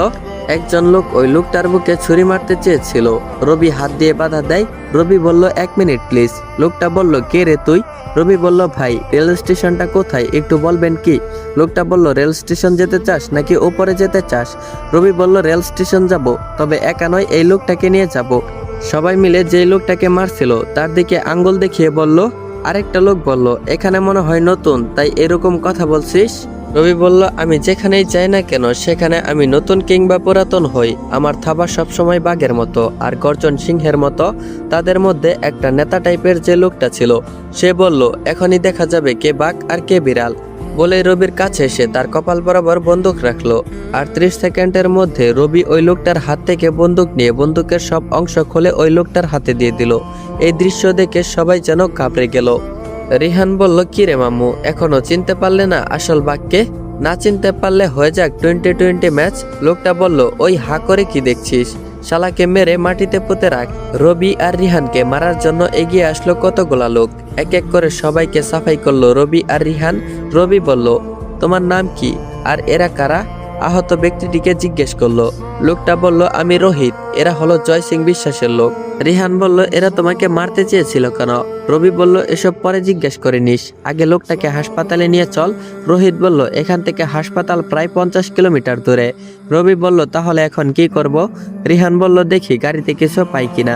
এটা বলে রিহান গাড়ির দিকে গেল, সেখান থেকে কতগুলো ব্যান্ডেজ নিয়ে আসলো। রিহান বলল, খানিকক্ষণ সময়ের জন্য এটা দিয়ে রক্ত পড়া বন্ধ হয়ে যাবে। রবি বলল, রোহিতের ক্ষতস্থানে ব্যান্ডেজ করে দিল। রবি ওই আহত লোকটাকে জিজ্ঞেস করলো, তোমার সাথে কি গাড়ি আছে? রোহিত বলল, হ্যাঁ। রিহান বলল, কোথায় আছে? রোহিত বলল, সামনে গিয়ে বামের দিকে রাস্তার মোড়ে রাখা। রিহান বলল, আমি গাড়ি নিয়ে আসছি, তোমরা বসো। তারপর রিহান গাড়ি নিয়ে আসলো আর সেটা নিয়ে তারা হাসপাতালে যায়। অপারেশন করার 4 ঘন্টা পরে রোহিতের জ্ঞান ফিরল। রবি আর রিহান তার পাশেই বসেছিল। রিহান বলল, এবার বলো, ওরা তোমাকে কেন মারতে এসেছিল? রোহিত বলল, কারণ আমি ওদের বিরোধী দলের মাফিয়ার মেম্বার। এখানে 2 জন ভাই আছেন, একজন হলো জয় সিং, আরেকজন হয়েছে নাগেশ্বরী ওরফে সামি, যাকে ইন্টারন্যাশনাল মাফিয়া সামি নামে জানে, আর ভারতের মানুষ তাকে নাগেশ্বরী বলে চিনে। নামটা শুনতে রবি আর রিহান যেন অবাক হয়ে গেল। রবি বলল, তা তোমার সামি ভাইয়ের ওপরে কি কেউ আছে নাকি? রোহিত বলল, হ্যাঁ, তিনি হলেন আদিত্য। যেভাবে বাংলাদেশের কেউ দেখে নাই জেকে কিং মাফিয়াকে, ঠিক তেমনি ভারতে কেউ দেখে নাই আদিত্যকে। রিহান বলল, আচ্ছা, তুমি গুন্ডামি ছাড়া অন্য কোনো কাজ করো না কেন? রোহিত বলল, এই সমাজের জন্য পারি নাই, একসময় রাস্তায় কাজ করে খেতাম, বিনিময়ে সবাই আমাকে চরথা বা লাথি মারতো, কেউ ভালোবেসে কিছুই দিত না, তাই আমি এই পথ বেছে নেই। রবি বলল, তোমার বাবা মা নেই? এটা শুনে মুখ বাঁকিয়ে একটা হাসি দিল রোহিত। রোহিত বলল, আমার বাবা মা, আমি জানি না আমি কোন ধর্মের, আমি জানি না আমার বাবা মা কেমন ছিল, এটাও জানি না আমি বৈধ সন্তান নাকি অবৈধ সন্তান। তারা সেই আমাকে ছোট্টবেলায় রাস্তায় ফেলে গিয়েছিল। রোহিতের মুখে দেখা যাচ্ছে হাসি, কিন্তু চোখে অন্য কিছু, লাল হয়ে আছে রোহিতের চোখগুলো। রবি বলল, সরি, আমাদের জন্য তোমাদের চোখের জল চলে এসেছে। রোহিত বলল, তুমি সরি বলছো কেন? আচ্ছা, তোমাদের সম্পর্কে কিছুই বললেন আছে। রিহান বলল, আমাদের কথা কি আর বলবো, আমরা এসেছি উত্তরবঙ্গ থেকে কাজ করার জন্য। রোহিত বলল, কি কাজ? রবি বলল, যা পাবো তাই করব। রোহিত বলল, আমার সাথে কাজ করবে কি? রবি বলল, গুন্ডামি। রোহিত বলল, একটা কাজ করবে, 1 মাস বসে থাকবে। রিহান বলল, ওকে ডান। রবি বলল, কিন্তু আমি চাই তোমাদের বস ইনভাইট করুক আমাদের, আবার তুমি গিয়ে আমাদের কথা বলবে না তোমাদের বসকে। রোহিত বলল, তাহলে বস তোমাদের ইনভাইট করবে কিভাবে যদি আমি তোমাদের কথা না বলি? রবি বলল, তোমাদের বসের সবচেয়ে বড় শত্রু কে? রোহিত বলল, জয় সিং। রবি বলল, কাল তাকে টপকে দেব, তুমি শুধু আমাদের নাম বলবে। রোহিত বলল, তোমাদের নামটাই তো জানা হয়নি এখনো। রিহান বলল, আমি হলাম রাব্বি আর ও সুহান। নাম গোপন করার কারণ হলো তাদেরকে কেউ যদি চিনে ফেলে। রবি বলল, হ্যাঁ, আমি সুহান। রোহিত বলল, আচ্ছা, তাহলে আমার বাসায় চলো আজকে। রবি বলল, আগে ওই জয় সিং এর সমস্ত ডিটেলস আমাদেরকে দাও। রোহিত বলল, আচ্ছা চলো, যেতে যেতে সবকিছু বলে দিচ্ছি। রোহিতের কাছ থেকে জেনে নেয় জয় সিং এর সমস্ত ডিটেলস। রাতের গভীরে রিহান আর রবি জয় সিং এর বাসায় আসে। সেখানে দেখতে পেল অনেকগুলো গার্ড আছে। ভিতরে ঢোকা ভীষণ দায়ী হয়ে পড়েছে। রিহান বলল, এখন তাহলে কি করব? তারপর রবি বলল, ওই দেখ, ওই পাশে একটা বিল্ডিং আছে, চল ওইটার ছাদে যাই। জয় সিং এর বাসায় যাব। ওই ছাদে পৌঁছে রিহান বলল, তাহলে দেরি না করে চল তাড়াতাড়ি। রাত প্রায় 1টা, তাই গেট লাগানো। দেয়াল বেয়ে ভিতরে ঢুকলো। ভিতরের সিঁড়ি ঘরে গিয়ে দেখে সেখানে আরেকটা তালা লাগানো, তাই তারা পাইপ বেয়ে উপরে উঠে গেল। রবি বলল, ব্যাগ থেকে দড়ি বের কর। রিহান বলল, এই নে। দড়ি ছুঁড়ে মারল জয় সিং এর ছাদের দিকে। দড়ি গিয়ে সোজা একটি রডে পড়ল। রবি বলল, শক্ত করে ধরে রাখিস। রিহান বলল, আচ্ছা, সাবধানে যা। আর হ্যাঁ, এটা নিয়ে যা, এটা হলো একটা রেডিওর মতো। ফোন দিল রবিকে। রবি বলল, এটা দিয়ে কি করব? রিহান বলল, আমার সাথে কথা বলবি, যখন কিছু লাগবো আমাকে বলবি। রবি বলল, আচ্ছা, তাহলে আমি যাই। রবি পা বাড়ালো। অনেক কষ্টে বেয়ে বেয়ে রবি জয় সিং এর ছাদে গেল। রিহান ল্যাপটপ অন করে বসে পড়ল। রিহান বলল, সামনে এগোস না। রবি বলল, কেন? রিহান বলল, কিছু একটা আছে তোর সামনে, একদম নড়াচড়া করবি না। রবি বলল, নড়াচড়া করলে কি হবে? রিহান বলল, বোমা ব্লাস্ট হতে পারে। রিহান বলল, তুই ওইখানেই দাঁড়িয়ে থাক, আমি দেখি এটাকে নষ্ট করতে পারি কিনা। রবি বলল, তোর দ্বারা এসব হবে না, তুই গিয়ে রনিকে কল দে। রিহান বলল, আচ্ছা, দিচ্ছি। রনি বলল, হ্যালো। রিহান বলল, কেমন আছিস? রনি বলল, ভালো। রিহান বলল, জমি কেমন আছে? তার গলার অপারেশন কি হয়েছে? রনি বলল, না, আপু মা হতে চলেছেন, তাই এই সময়ে অপারেশন করা ঠিক নয়। রিহান বলল, ও, একটা কাজ কর, তুই রবির ফোনের সিগন্যালটা ট্যাগ করে দেখ ওর আশেপাশে কিছু আছে কিনা। রনি বলল, রবি ভাইয়া কোথায় আছে? রিহান বলল, আমি আর রবি একটা মিশনে আছি। রবি আটকা পড়েছে শত্রুদের সাইবারের তৈরি জালে। রনি বলল, ও, বুঝেছি, এখন এটা আমাকে নষ্ট করতে হবে, তাই তো? রিহান বলল, হ্যাঁ, তাড়াতাড়ি কর। রনি তার কম্পিউটার নিয়ে বসে পড়েছে। রনি বলল, ভাইয়া, রবি ভাইয়াকে বলো একটু যেন নড়াচড়া না করে, কারণ 2 ইঞ্চি দূরে আছে একটা স্পাইডার, তার একটু এদিক সেদিক করলে কেটে যাবে। রিহান বলল, তাহলে পিছনে আসতে বলি। রনি বলল, সামনে পিছনে বামে ডানে কোথায় যেতে হবে না, তার যেখানে আছে সেখানেই থাকতে হবে। রিহান রবিকে সব বলল। রবি বলল, কি? রিহান বলল, এটা নষ্ট করতে মাত্র আধা ঘন্টা সময় লাগবে। রবি বলল, মাত্র আধা ঘন্টা? ফুসফুস ফুসফুস করছে। রিহান বলল, কি করছিস? রবি বলল, মুখ দিয়ে মশা তাড়াচ্ছি, কারণ হাত দিয়ে তো মারতে পারবো না, তাই মুখ দিয়ে তাড়িয়ে দিচ্ছি। রিহান বলল, এই তো মাত্র আর 8 মিনিট বাকি আছে দোস্ত, দেখতে দেখতে চলে যাবে। রবি বলল, 8 মিনিটে কত সেকেন্ড হয় জানিস তুই? রিহান বলল, জানি না। রবি বলল, আমিও জানি না। রিহান বলল, তাহলে এক কাজ কর, এখানে দাঁড়িয়ে দাঁড়িয়ে হিসাব করে ফেল কয় সেকেন্ডে 8 মিনিট হয়। রবি বলল, মজা লস শালা, আমারও সময় আসবে, আমিও দেখে নিব তোকে। দেখতে দেখতে রনির কাজ শেষ হয়ে যায়। এদিকে রাত প্রায় 3টা বাজে। রবি সামনের দিকে এগিয়ে যাচ্ছে। তখনই রনি বলল, সিঁড়ি দিয়ে না গিয়ে দেওয়াল টপকে গেলে ভালো হবে। রবি বলল, কেন? রনি বলল, 4 নম্বর ফ্লোরের প্রথম রুমে তাকে পেয়ে যাবে। রবি দেওয়াল টপকে যেতে লাগলো জয় সিং এর রুমের সামনে যেতেই একটা লোক চিৎকার দিল, আর একটা লোক কালো কোট পরা, মাথায় টুপি, অন্ধকারে ভালো করে দেখা যাচ্ছে না। লোকটা লাফ দিয়ে দেওয়াল টপকে ওপারে চলে গেল। রবি ভয় পেয়ে সেখানেই থেমে গেল। কিছুক্ষণ পর দেখলো কিছু লোক গাড়ি নিয়ে সেখান থেকে বেরিয়ে পড়েছে। জয় সিং এর জানালার কাঁচ ভেঙে ভিতরে প্রবেশ করলো। সেখানে গিয়ে সে তো পুরাই অবাক হয়ে গিয়েছে। তারা যাকে মারতে এসেছে সে আগে থেকেই মরা, তার গর্দান একদিকে আর শরীরটা অন্যদিকে, ঘরটা রক্তে লাল হয়ে আছে। রিহান বলল, জয় সিং এর রুমে চলে গিয়েছিস? রবি চুপ করে দাঁড়িয়ে আছে। রিহান বলল, কি হলো, কথা বলছিস না কেন? রবি বলল, মারা গেছে। রিহান বলল, কে? রবি বলল, জয় সিং। রিহান বলল, তাহলে চলে আয় তাড়াতাড়ি। বাড়ির সবাই যেহেতু ওই লোকটার পিছে গেছে, তাই বাড়িটা ফাঁকা, কেউ নেই। এজন্য সিঁড়ি দিয়ে সামনের দরজা দিয়ে বের হয়েছে আর গাড়িতে এসে বসলো। রিহানকে কল দিল। রিহান গাড়িতে আসার পর রিহান বলল, কোন দিক দিয়ে বের হলি? রবি বলল, সামনের দরজা দিয়ে। রিহান বলল, বাড়ির সবাই কোথায় গিয়েছে? তারপর রবি রিহানকে সবকিছু খুলে বলল। রিহান বলল, একজন করলেই হলো খুন, খুন করেছে একজন, ফায়দা হবে আরেকজনের। রবি বলল, কিন্তু ওই লোকটাকে? রিহান বলল, ওসব আমাদের জানার দরকার নেই, টার্গেট হলো আমাদের সামির গ্রুপে জয়েন করা। এখন কে কি করলো, কে ওই লোকটাকে মারলো, ওসব না জানাই ভালো। রবি বলল, আচ্ছা এখন বাসায় চল, রোহিতের বাসায়। পরের দিন সকালে সমস্ত শহরে পড়ে গেল হইচই। চলছে মারামারি, অবরোধ, দোকানপাট ভাঙচুর। কে বা কারা এসব করছে জানতে রবি রোহিতকে প্রশ্ন করলো। রোহিত বলল, জয় সিং এর মৃত্যুতে জ্বলে উঠেছে তার লোকজন। জয় সিং এর ছোট ভাই অর্জুন সিং করছে এসব। রবি বলল, আমাদের এই সুযোগটা কাজে লাগাতেই হবে। রিহান বলল, কিভাবে? রবি বলল, তুই দেখ আমি কিভাবে লাগাই। রোহিত, তুমি তোমার বসকে কল দিয়ে বলো জয় সিং এর খুনি তার সাথে দেখা করতে চাই। রোহিত বলল, আচ্ছা আমি এক্ষুনি কল দিয়ে বলে দিচ্ছি। এটা বলে রোহিত চলে গেল আর রবি রনিকে কল দিল। রবি বলল, আর্জেন্ট 2টা আধার কার্ড চাই, রাব্বি আর সোহান নামে। ঠিকানা দিবি উত্তরবঙ্গের যে কোনো একটি গ্রামের নাম। রনি বলল, এটা দিয়ে কি করবে? রবি বলল, অনেক কিছু। রনি বলল, বিকালে দিলে হবে? রবি বলল, তখন রোহিত আসে রুমের ভিতর, তাই রবি কলটা কেটে দেয়। রোহিত বলল, সুখবর আছে। রবি বলল, কি বলেছে সেটা বলো। রোহিত বলল, আজ বিকাল 5টায় তোমাদের নিয়ে হোটেল রিনাঙে দেখা করতে বলেছে। রবি বলল, আচ্ছা। রিহান বলল, যদি আমাদেরকে অর্জুন সিং এর হাতে তুলে দেয়?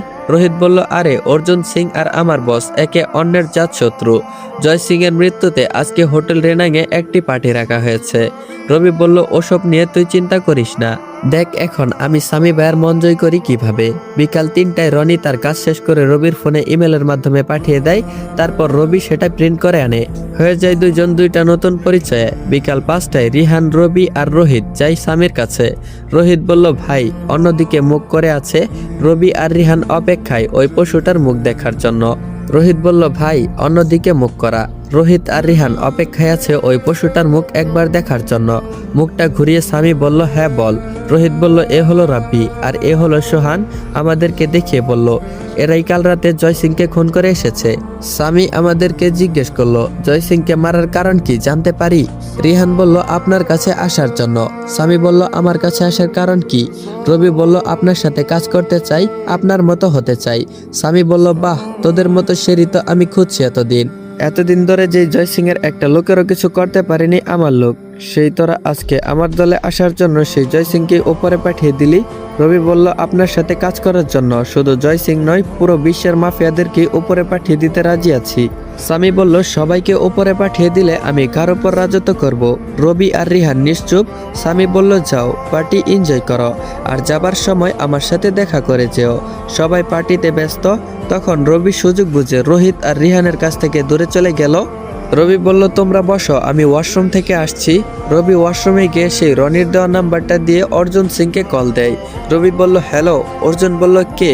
রনি বলল, আমি কে সেটা তোর না জানলেও হবে। তোর ভাইকে সামি খুন করেছে, তাই আজ হোটেল রেনাঙে পার্টি করছে তার লোকদেরকে নিয়ে। অর্জুন বলল, কে আপনি? আপনি এসব জানলেন কি করে? রবি বলল, স্বামীকে মারার এই সুযোগ কি হাতছাড়া করতে চাস? অর্জুন বলল, না। রবি বলল, তাহলে চলে আয়। রবি কল কেটে দিয়ে বের হলো। পার্টি শেষ করে স্বামীর সাথে দেখা করলো। স্বামী বলল, আমার গ্রুপে জয়েন হতে চাও কি? রিহান বলল, জি ভাই। স্বামী বলল, তাহলে আমার সাথে যেতে হবে আমার অফিসে।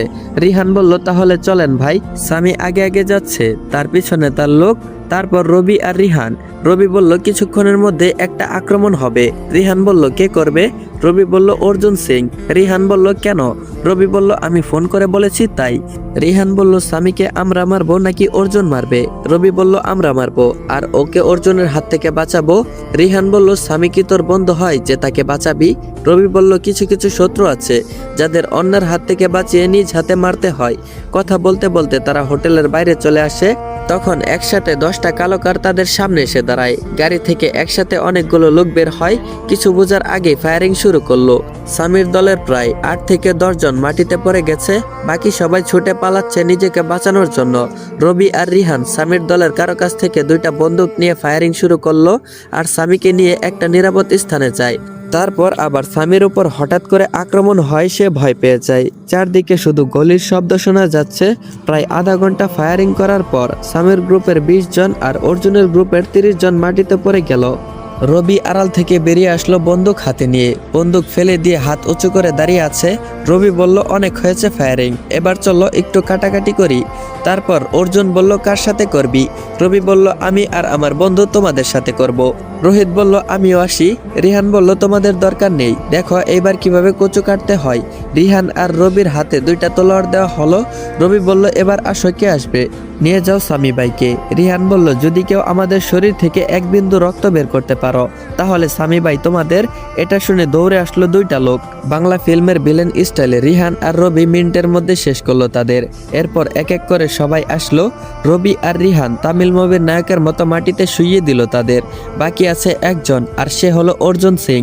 রিহান আর রবির এরকম মার দেখে সে তো পেন খারাপ করে ফেলেছে। রবি বলল স্বামী ভাই একে যা করার আপনি করুন, আমাদের কাজ শেষ। স্বামী বলল আই তোরা আজ থেকে আমার শুধু দলে কাজ করবি না, আমার সাথে কাজ করবি। তোরাই হবি আমার ডান হাত বাম হাত। রিহান বলল এটাই কি তোর উদ্দেশ্য ছিল? রবি বলল হ্যাঁ, যদি তার কাছের লোক হতে পারি তাহলেই তো আদিত্যর কাছে যেতে পারবো। রবি আর রিহান হয়ে গেল স্বামীর লোক। তারা অনেকগুলো বিপদ থেকে স্বামীকে বাঁচিয়েছে। আর এইদিকে রোহিতের সাথে এমন সম্পর্ক হয়েছে যে একে অপরকে তারা তুমি থেকে তুই করে বলে। দেখতে দেখতে চলে গেল 9টি মাস। এদিকে গল্পের নায়িকা আমার অপেক্ষায় বসে আছে। শুধু নায়িকা নয়, আরো অনেকেই আছেন। 1 নম্বরে হলো আমার ছেলে লাবিব আর 2 নম্বরে আমার পাঠকরা। ঝুমি জানে না আমি আর ফিরবো না। যত দিন যাচ্ছে ঝুমি আরো ততই আমার প্রতি রাগ করছে আর রাত কাটিয়ে দিচ্ছে কান্নার দেশে। আর এখন আগের মতো কান্না করে না, কারণ সে কান্নায় ব্যস্ত থাকলে বাবু লাবিবকে কে দেখবে। রান্নাঘরে ঝুমি রান্না করছিল, তখন লাবিব কান্না শুরু করলো। তার কান্নার শব্দ পেয়ে ঝুমি ছুটে আসলো তার কাছে। এসে দেখে লাবিব একদম দুষ্টু মিষ্টি ছেলের মতো একটা কাগজের সাথে খেলছে। ঝুমি কাগজটা হাতে নিয়ে তো অবাক, কারণ এটা আমার ফটো। লাবিবের হাত থেকে ফটোটা নিতে লাবিব কান্না জুড়ে বসলো। আবার ঝুমি কান্না করছে দেখে ফটোটা আবারও তার হাতে দিল।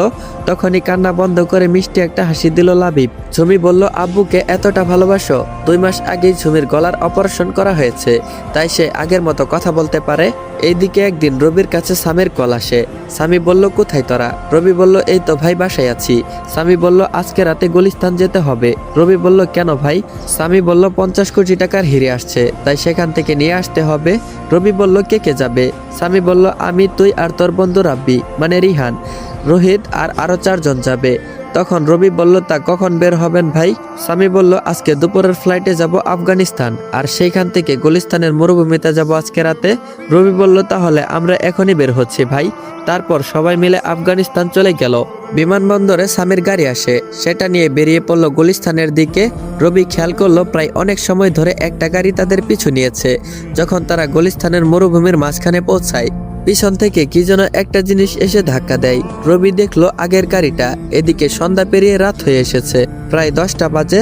সবাই গাড়ি থেকে নেমে পড়লো আর রবি আর রিহান একসাথে ফায়ারিং করতে লাগলো ওই গাড়িটার দিকে। এক সময় ফায়ারিং বন্ধ করে রবি আর রিহান ওই গাড়ির কাছে গেল। সেখানে গিয়ে তারা তো পুরাই অবাক, গাড়িতে কেউ নেই। তাহলে গাড়িটা চললো কিভাবে?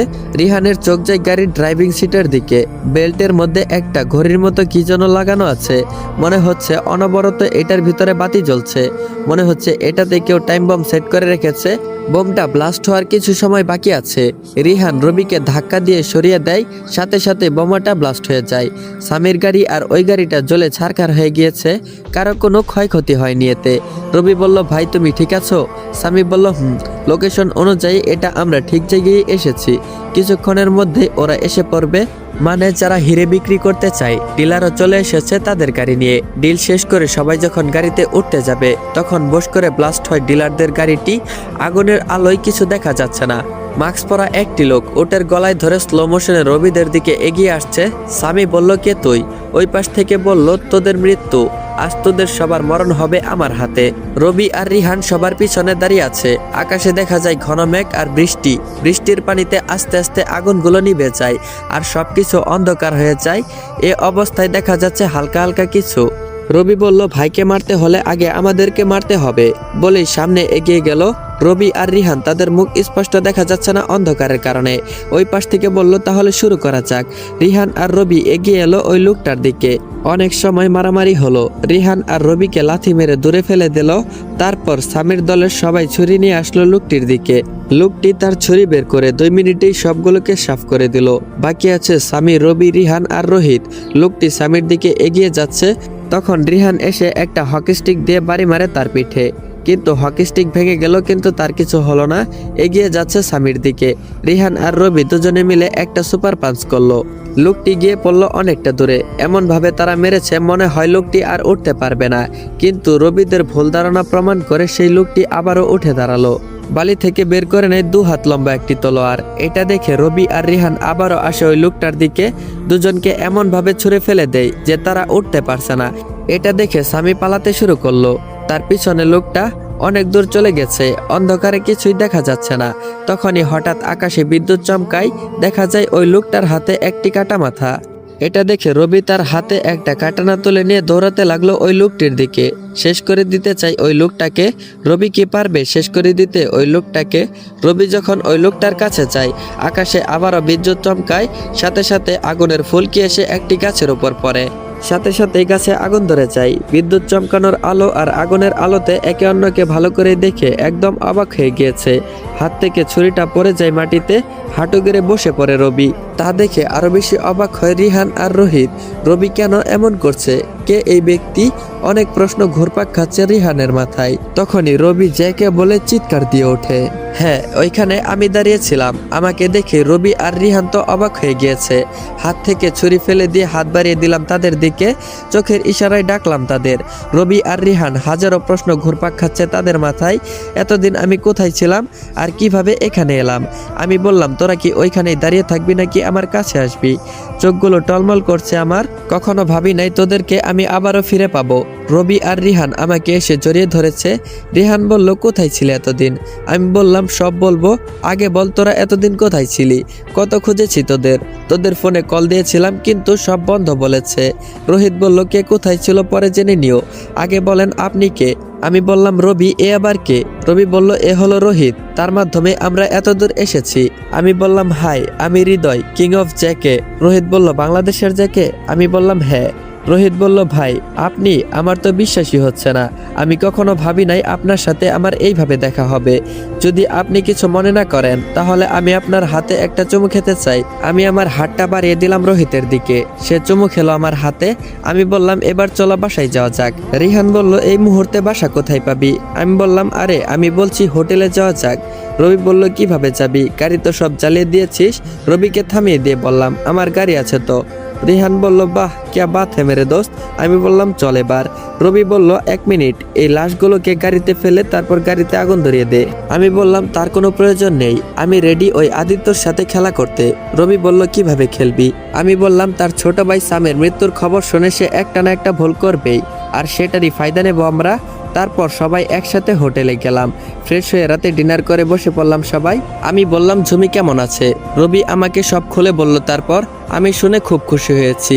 আমার মন চাইছে এখনই দেশে ফিরে যাই। আমার আর তর্স হয়েছে না, কখন যে নিজের ছেলেকে কোলে নিয়ে তার সাথে খেলা করব সেটারই অপেক্ষায় আছি আমি। রবি বলল, ভাবিকে কিন্তু এই বিষয়ে কিছুই বলি নাই। আমরা তো আশায় ছেড়ে দিয়েছিলাম, ভেবেছি তুই আর কখনো ফিরে আসবি না। ভাবি অপেক্ষা করে আছে এখনো তোর জন্য। আমি বললাম, আচ্ছা কালকে আমরা দেশে ফিরবো। রিহান বলল, দেশে ফিরে লাভ নেই, কারণ ভাবি এখন ইংল্যান্ডে আছে।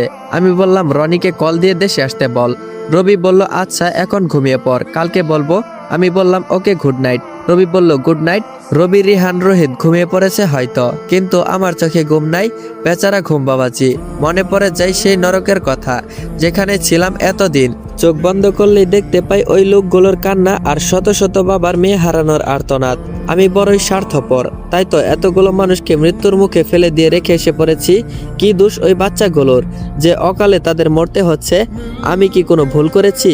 আমি তো ঝুমির সাথে দেখা করতে যাচ্ছি, যে কিনা আমার জন্য 9 মাস ধরে অপেক্ষা করে আছে। এসব ভাবতে ভাবতে কখন যে ঘুমিয়ে পড়েছি টেরও পাইনি। পরের দিন দুপুর 2টার ফ্লাইটে ঢাকায় আসি আমি, রবি আর রিহান। সেখান থেকে সিলেটে আসতে লাগে 5 ঘন্টা। রাত অনুমানিক 11টার দিকে গাড়িতে বসে আছি আমরা। রিহান হঠাৎ করে বলে উঠলো কয়টা বাজে। রবি বলল রাত 11টা 35। রিহান বলল এখান থেকে বাসায় যেতে কত সময় লাগবে? রবি বলল প্রায় 15-20 মিনিট লাগবে। রিহান বলল গাড়ি বন্ধ কর আর গাড়ি থেকে নাম। আমি বললাম কেন? রবি বলল গাড়ি থেকে নাম, আজকে তোকে খুন করব। আমি বললাম তা কি দিয়ে খুন করবি? রিহান বলল হেঁটে যেতে যেতে ভেবে নিব। আমি বললাম ওকে, আমিও ভাবি তোরা আমাকে কিভাবে মারলে ভালো হবে। রবি বলল ভালো করে মন দিয়ে ভাব আর হাঁটতে থাক। প্রায় 20 মিনিট হাঁটার পর রবি বলল আইডিয়া। রিহান বলল কি? রবি বলল ওর চোখ বেঁধে নে, যাতে সে দেখতে না পারে আমরা তাকে কোথায় নিয়ে যাচ্ছি। রিহান বলল ঠিক বলেছিস। আমি বললাম কি সব পাগলামি শুরু করলি তোরা? রবি বলল পাগলামি নয়, সত্যি, আজ তোকে আমরা খুন করব। আমি বললাম আচ্ছা, তোদের হাতে মরতে রাজি আছি আমি। রবি বলল মরার সময় মরবি, এখন যা বলি তাই কর। চোখ বেঁধে হাঁটা শুরু করলো। জানি না কোথায় যাচ্ছি আমি। এমনিতেই অন্ধকার, তার উপর আবার চোখ বাঁধা। যখন চোখ খুলে দেয় তখন সামনে একটা দরজা দেখতে পাই। রিমন আমাকে ধাক্কা মেরে ভিতরে ঢুকিয়ে দেয়। হোঁচট খেয়ে নিচে পড়ে যায়। তখনই একটা বাচ্চার হাসির শব্দ পাই। বেডের মধ্যে শুয়ে আছে প্রায় 1 বছরের একটা বাচ্চা, দেখতে খুব সুন্দর। আমি বাচ্চাটার কাছে যাই, সাথে সাথেই বাচ্চাটা আমার হাতের আঙ্গুলগুলো ধরে ফেলে আর কষে একটা থাপ্পড় মারে। আমি বললাম আও বলে চিৎকার দেই।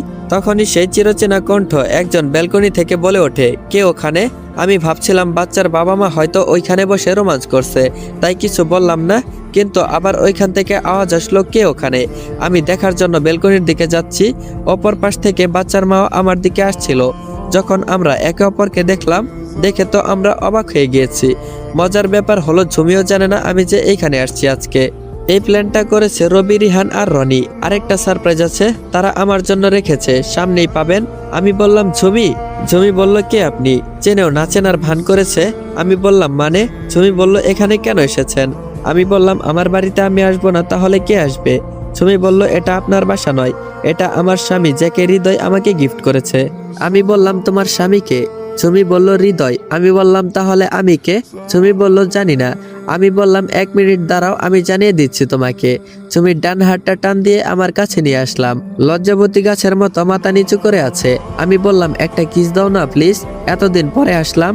ঝুমি বলল নিজের ছেলের সামনে রোমান্স করতে লজ্জা লাগছে না তোমার? আমি বললাম আমার ছেলে কোথায় দেখি। ঝুমি বলল এই যে বেডে শুয়ে আছে। আমি বললাম না, এটা আমার ছেলে হতে পারে না। আগে কি জোরেই না আমাকে একটা কামড় দিয়েছে, ভাবতেই ভয় লাগে। ঝুমি বলল কেন? আমি বললাম প্রথম দেখায় আমাকে একটা কামড় দিয়েছে। ঝুমি বলল এটা তো তোমার পাওনা ছিল, এতদিন কেন আসনি? তাই এই ছোট্ট একটা উপহার তোমার ছেলে তোমাকে দিয়েছে। লাবিবের চোখে হাত দিয়ে বললাম এবার দেখছে না, একটা কিস দাও না প্লিজ। সাথে সাথে বিদ্যুৎ চলে যায়। ঝুমি বলল এটা কি হলো? আমি বললাম ভালোই হয়েছে, এখন কেউ দেখছে না। ঝুমি বলল কিন্তু লাবিব যে অন্ধকারে ভয় পায়। আমি বললাম আচ্ছা, কোলে নিচ্ছি আমি তাকে, এবার না হয় দাও, রোমান্স টোমান্স বাদ দাও। বলেই বাইরে থেকে কেউ একজন বলে উঠলো। আমি বললাম কে কে ওখানে? লাইটটার সাথে সাথেই অন হয়ে গেল। সাথে সাথে এক্সট্রা অনেক ধরনের লাল নীল সবুজ বাতি জ্বলে ওঠে সারা বাড়িতে, কিন্তু কারো কোনো সারা শব্দ নেই। কিছুক্ষণ পরেই দরজা খুলে সামনে এলো রনি, রিহান আর রবি। হাতে কিসের প্যাকেট যেন নিয়ে এসেছে, বড় একটা প্যাকেটে কি যেন একটা নিয়ে এসেছে। বলল happy birthday, happy birthday to you.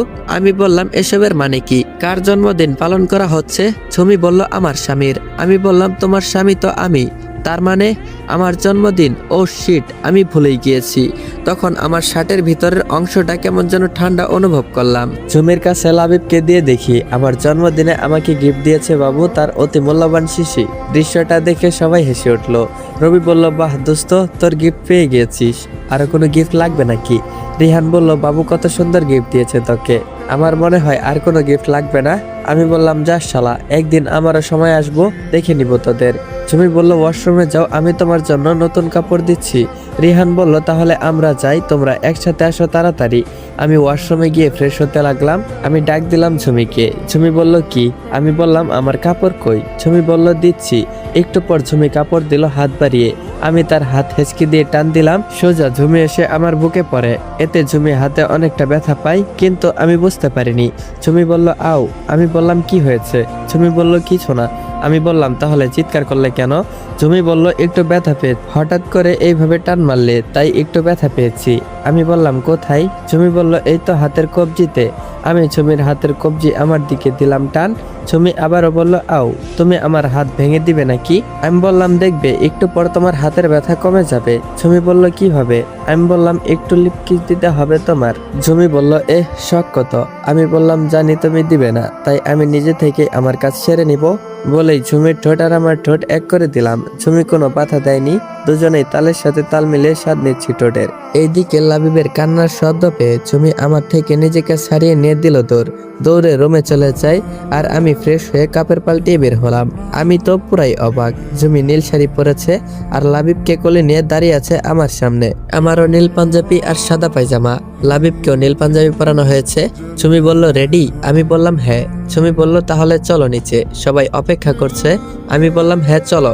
ঝুমির কোলে লাবিব আর এক হাত দিয়ে আমাকে ধরে আছে। তিনজন একসাথে সিঁড়ি বেয়ে নিচে নামছি। আমাদেরকে দেখে সবাই যেন অবাক হয়ে গেছে। মনে হচ্ছে নীলপরীর পরিবার নেমে আসছে। সত্যি বলতে আজই আমার জন্মদিন। আগের পোস্টে বলেছিলাম না 2 তারিখে আমার জন্য একটা শুভ দিন? হ্যাঁ, এই তারিখেই আমি এই পৃথিবীর আলো দেখেছি।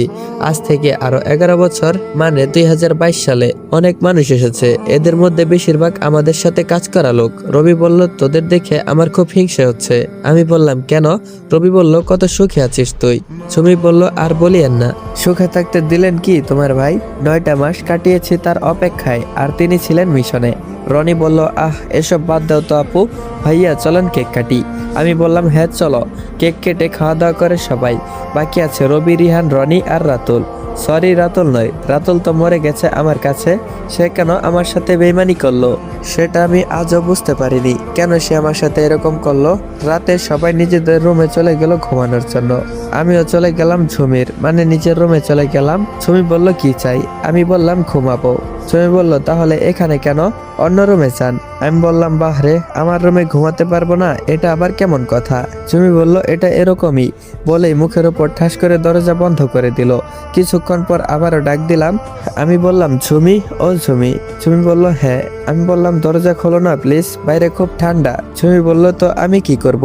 আমি বললাম দরজা খুলবে। ঝুমি বলল পারবো না। আমি বললাম তাহলে আমি চলে যাচ্ছি, আর কখনো আসবো না। বলে পিছনে ঘুরতেই ঝুমি আমাকে দরজা খুলে একটা টান মারে, আর সাথে আমাকে জন্মদিনের উপহার দিল। ঠাস করে একটা চর মারলো। ঝুমি বলল কোথায় যাবে? একবার পা বের করে দেখো, পা ভেঙে ফেলবো। আমি বললাম তাহলে তোমাকে তো সবাই ল্যাংড়ার বউ বলবে। ঝুমি বলল ডাকুক। কান্না সুরে বলল, মুখটা আমার দিকে টেনে দেখি ও কান্না করতে করতে চোখ দুটো লাল করে ফেলেছে। আমি বললাম এই দেখো, আমি তো মজা করেছি, আমি কখনো তোমাকে ছেড়ে যাব না, প্রমিস। ঝুমি বলল প্রমিস? আমি বললাম হ্যাঁ প্রমিস। আচ্ছা লাবিব কি করছে? ঝুমি বলল ঘুমিয়ে পড়েছে। আমি বললাম এই চলো না আজকে চাঁদ দেখি। ঝুমি বলল কত শখ। আমি বললাম জানতে চাও কি আমি এতদিন কোথায় ছিলাম আর কি অবস্থায় ছিলাম? ঝুমি বলল হ্যাঁ। আমি বললাম তাহলে চলো, ব্যালকনিতে বসে বসে সব বলবো আর চাঁদ দেখবো। ঝুমি বলল লাইট অফ করে দেই। আমি বললাম ব্যালকনির লাইট অফ করে দাও আর রুমেরটা জ্বালিয়ে রাখো, নয়তো লাবিব ভয় পাবে। ঝুমি বলল আচ্ছা। তারপর ঝুমিকে নিয়ে ব্যালকনিতে গেলাম।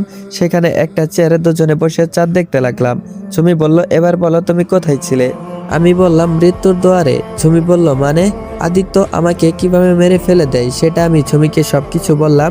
ঝুমি বলল তারপরে কি হলো? তারপর আমি বললাম আমি জানি না। যখন আমার জ্ঞান ফিরল নিজেকে একটা কুঁড়ে ঘরে আবিষ্কার করলাম। যখন আমি উঠতে যাব তখন আমি বুঝতে পারলাম আমার হাত পা বাঁধা খাটের সাথে, উঠতে পারছি না। তখন একজন বৃদ্ধা ব্যক্তি আসলেন। আমি বললাম আমি এখানে কিভাবে এলাম, আর আপনি কে? মহিলাটি বলল আমি একজন বাবুর্চি, তোমাকে এইখানে আমার স্বামী নিয়ে এসেছেন। 5 দিন আগে তোমাকে নদীর ধার থেকে এইখানে নিয়ে এসেছে। আমি বললাম আমি কি 5 দিন ধরে এইখানে আছি? হ্যাঁ তুমি 5 দিন ধরে এইখানে আছো। বলতে বলতে ঘরে একটা 10 বছরের ছেলে ঢুকলো, পরনে একটা বস্তার মতো ছেঁড়া কাপড়। আমি বললাম তোমার নাম কি? ছেলেটা বলল হরিশ। সবাই আমাকে হরি বলে ডাকে। রিধিও। আমি বললাম রিধিকে আবার? হরি বলল এই যে বৃদ্ধা মহিলাটাকে দেখিয়ে বলল।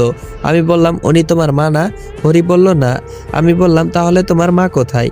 হরি বলল জানি না। আমি বললাম তাহলে তুমি কোথায় থাকো? হরি বলল যেখানে রাত হয় সেখানেই থাকি। তখন বাইরে শোনা যায় গুলির আওয়াজ আর অনেকগুলো মানুষের চিৎকার। হরি বলল হৃদরাম এসে গেছে। আমি বললাম এটা আবার কে? হরি বলল আমার সাথে চলো, তারপরেই দেখতে পারবে। ঘর থেকে বের হয়ে দেখি ভিড় করে আছে। মাঝখানে বন্দুক হাতে দাঁড়িয়ে আছে একটি লোক। তাদের মাঝখানে দাঁড়িয়ে আছে 60 বছরের একটা বয়স্ক বৃদ্ধ লোক। একটা লোক বলল দাদু তোমার এই জন্মদিনে তুমি কি গিফট চাও? বৃদ্ধ বলল এক বিন্দু শোক। আরেকটা লোক বলল এই দাদুর জন্মদিনে কেক নিয়ে আয়। তখন একটা লোক ওই বৃদ্ধ মহিলাকে মানে রিধিকে নিয়ে আসলো। আমি বললাম এদেরকে কি করছে? হরি বলল এ হলো রিদির স্বামী, ওনার আজকে 60 বছর পূরণ হয়েছে, তাই ওনার এই জন্মদিনে রিদিকে কেক বানিয়ে কাটা হবে। তারপর রিদির মাংস জোর করে ওর স্বামীকে খাওয়ানো হবে। খাওয়ানোর পর ওনাকে আর ওনার স্ত্রীকে নদীর ধারে নিয়ে জীবন্ত জ্বালিয়ে দিবে। আমি বললাম কেন? হরি বলল এটা এখানকার নিয়ম। আমি বললাম এটা আবার কেমন নিয়ম? হরি বলল এখানে প্রতিদিন এরকমই ঘটে। যারা কাজের উপযোগী থাকে না তাদেরকে মেরে ফেলা হয়। আমি বললাম কিসের কাজ? হরি বলল মাটি খুঁড়ে পাথর বের করা, আর সেই পাথরগুলোকে ভেঙে গাড়িতে বোঝাই করে এক দেশ থেকে অন্য দেশে নেয়া। আমি বললাম এখানকার লোক কিছু বলে না? হরি বলল 70,000 মানুষের সাথে হচ্ছে 50,000 বন্দুক বাহিনী, কি বলবে? তখনই চিৎকার দেয় রিদি। শরীর থেকে আছড়ে পড়ে যায় মাংসের একটা টুকরা। আমি ভয় পেয়ে যাই। এই দৃশ্য দেখে হরির চোখে হাত রাখতে সে হাত সরিয়ে দেয় আর বলে এটা আমাদের জন্য প্রতিদিনের রুটিন। এরকম রক্ত আর মানুষ কাটা দেখে অভ্যস্ত হয়ে গেছে। আমি চাইলে শেষ করে দিতে পারবো এদের, কিন্তু এখন এটা করলে হবে না। আমাদের প্রয়োজন আগে এখান থেকে বের হওয়া। দুপুর গনিয়ে সন্ধ্যা হয়ে এলো। মনে হয় কাজ শেষ, তাই সবাই হাঁটা শুরু করলো। তখনই একটা লোক মাঠে গুলি করলো। সবাই তার দিকে তাকায়। লোকটা বলল সবাই এই দিকে আসো। হরি তখন আমার কাছে আসলো দৌড়ে আর বলল কি কেমন কাটলো কাজ? আমি বলল হ্যাঁ, খারাপ না আবার ভালোও না। হরি বলল মানে? তখন একটা লোক বলে উঠলো তোমরা আগের দিনে 70 টন পাথর গলিয়েছ, কিন্তু সেটা এখন থেকে হবে না। এখন থেকে 100 টন গলাতে হবে। কিভাবে করবে সেটা জানি না। আমি বললাম এটা কে? হরি বলল দেখে বুঝতে পারছো না? এটা হলো এখানকার কিং অফ সার্বান। আমি বললাম এটা আবার কে? আর তার পাশে দাঁড়িয়ে আছে এরা কারা? হরি বলল সার্বান সবসময় এইখানে থাকে না, আজকে হয়তো কোনো একটা ডিল করতে এইখানে এসেছে, তাই তারা এর অনুপস্থিতিতে এরা কাজ করে। একজনের নাম হলো অজয়, আরেকজনের নাম দীপঙ্কর দীপ। সারব্রানের এই উপদেশ শুনে হতাশ হয়ে পড়ে সবাই।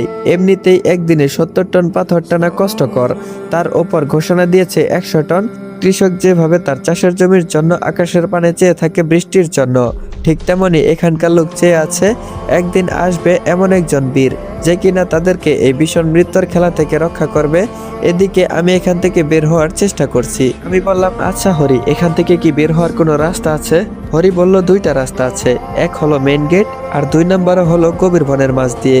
গেটের মাঝখান দিয়ে কেউ যেতে চায় না, কারণ সেখানে সবসময় গার্ড থাকে। আমি বললাম বনের দিক দিয়ে থাকে না? আমি বললাম বনের দিক দিয়ে কোনো গার্ড থাকে না কেন? হরি বলল কারণ কেউ ওই বন দিয়ে যাওয়ার আশা করে না, কারণ সেখান দিয়ে যেই গিয়েছে তার আর বেঁচে ফেরা সম্ভব হয় নাই। আমি বললাম কেন? হরি বলল জানি না। আমি বললাম আচ্ছা বনের রাস্তাটা কোন দিকে? হরি বলল যেখান দিয়ে আমরা কাজ করি সেখান থেকে সোজা পশ্চিমে। আমি বললাম কোথায় কাজ করি সেটাই তো জানি না। হরি বলল এজন্যই তো আমরা এখানে থাকি আর পালিয়ে যেতে পারি না।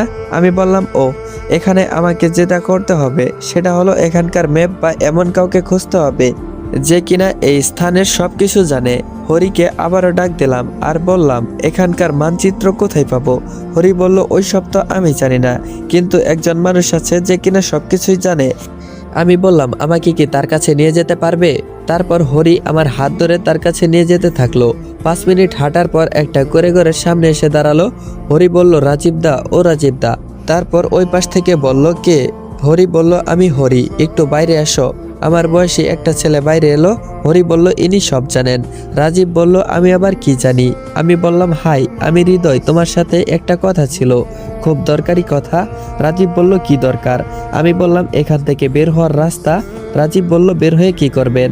তারপর আমার শার্টটা তুলে দেখালাম। রাজীব বলল, এখানে আবার কিসের রক্ত, কে মেরেছে? আমি বললাম, গুলি লেগেছে। রাজীব বলল, কখন? আমি বললাম, এখানে আসার আগে, একটা অপরাধীকে ধরার সময়। রাজীব বলল, মানে? আমি বললাম, বাংলাদেশের পুলিশ আমি। রাজীব বলল, এখানে আসলে কিভাবে?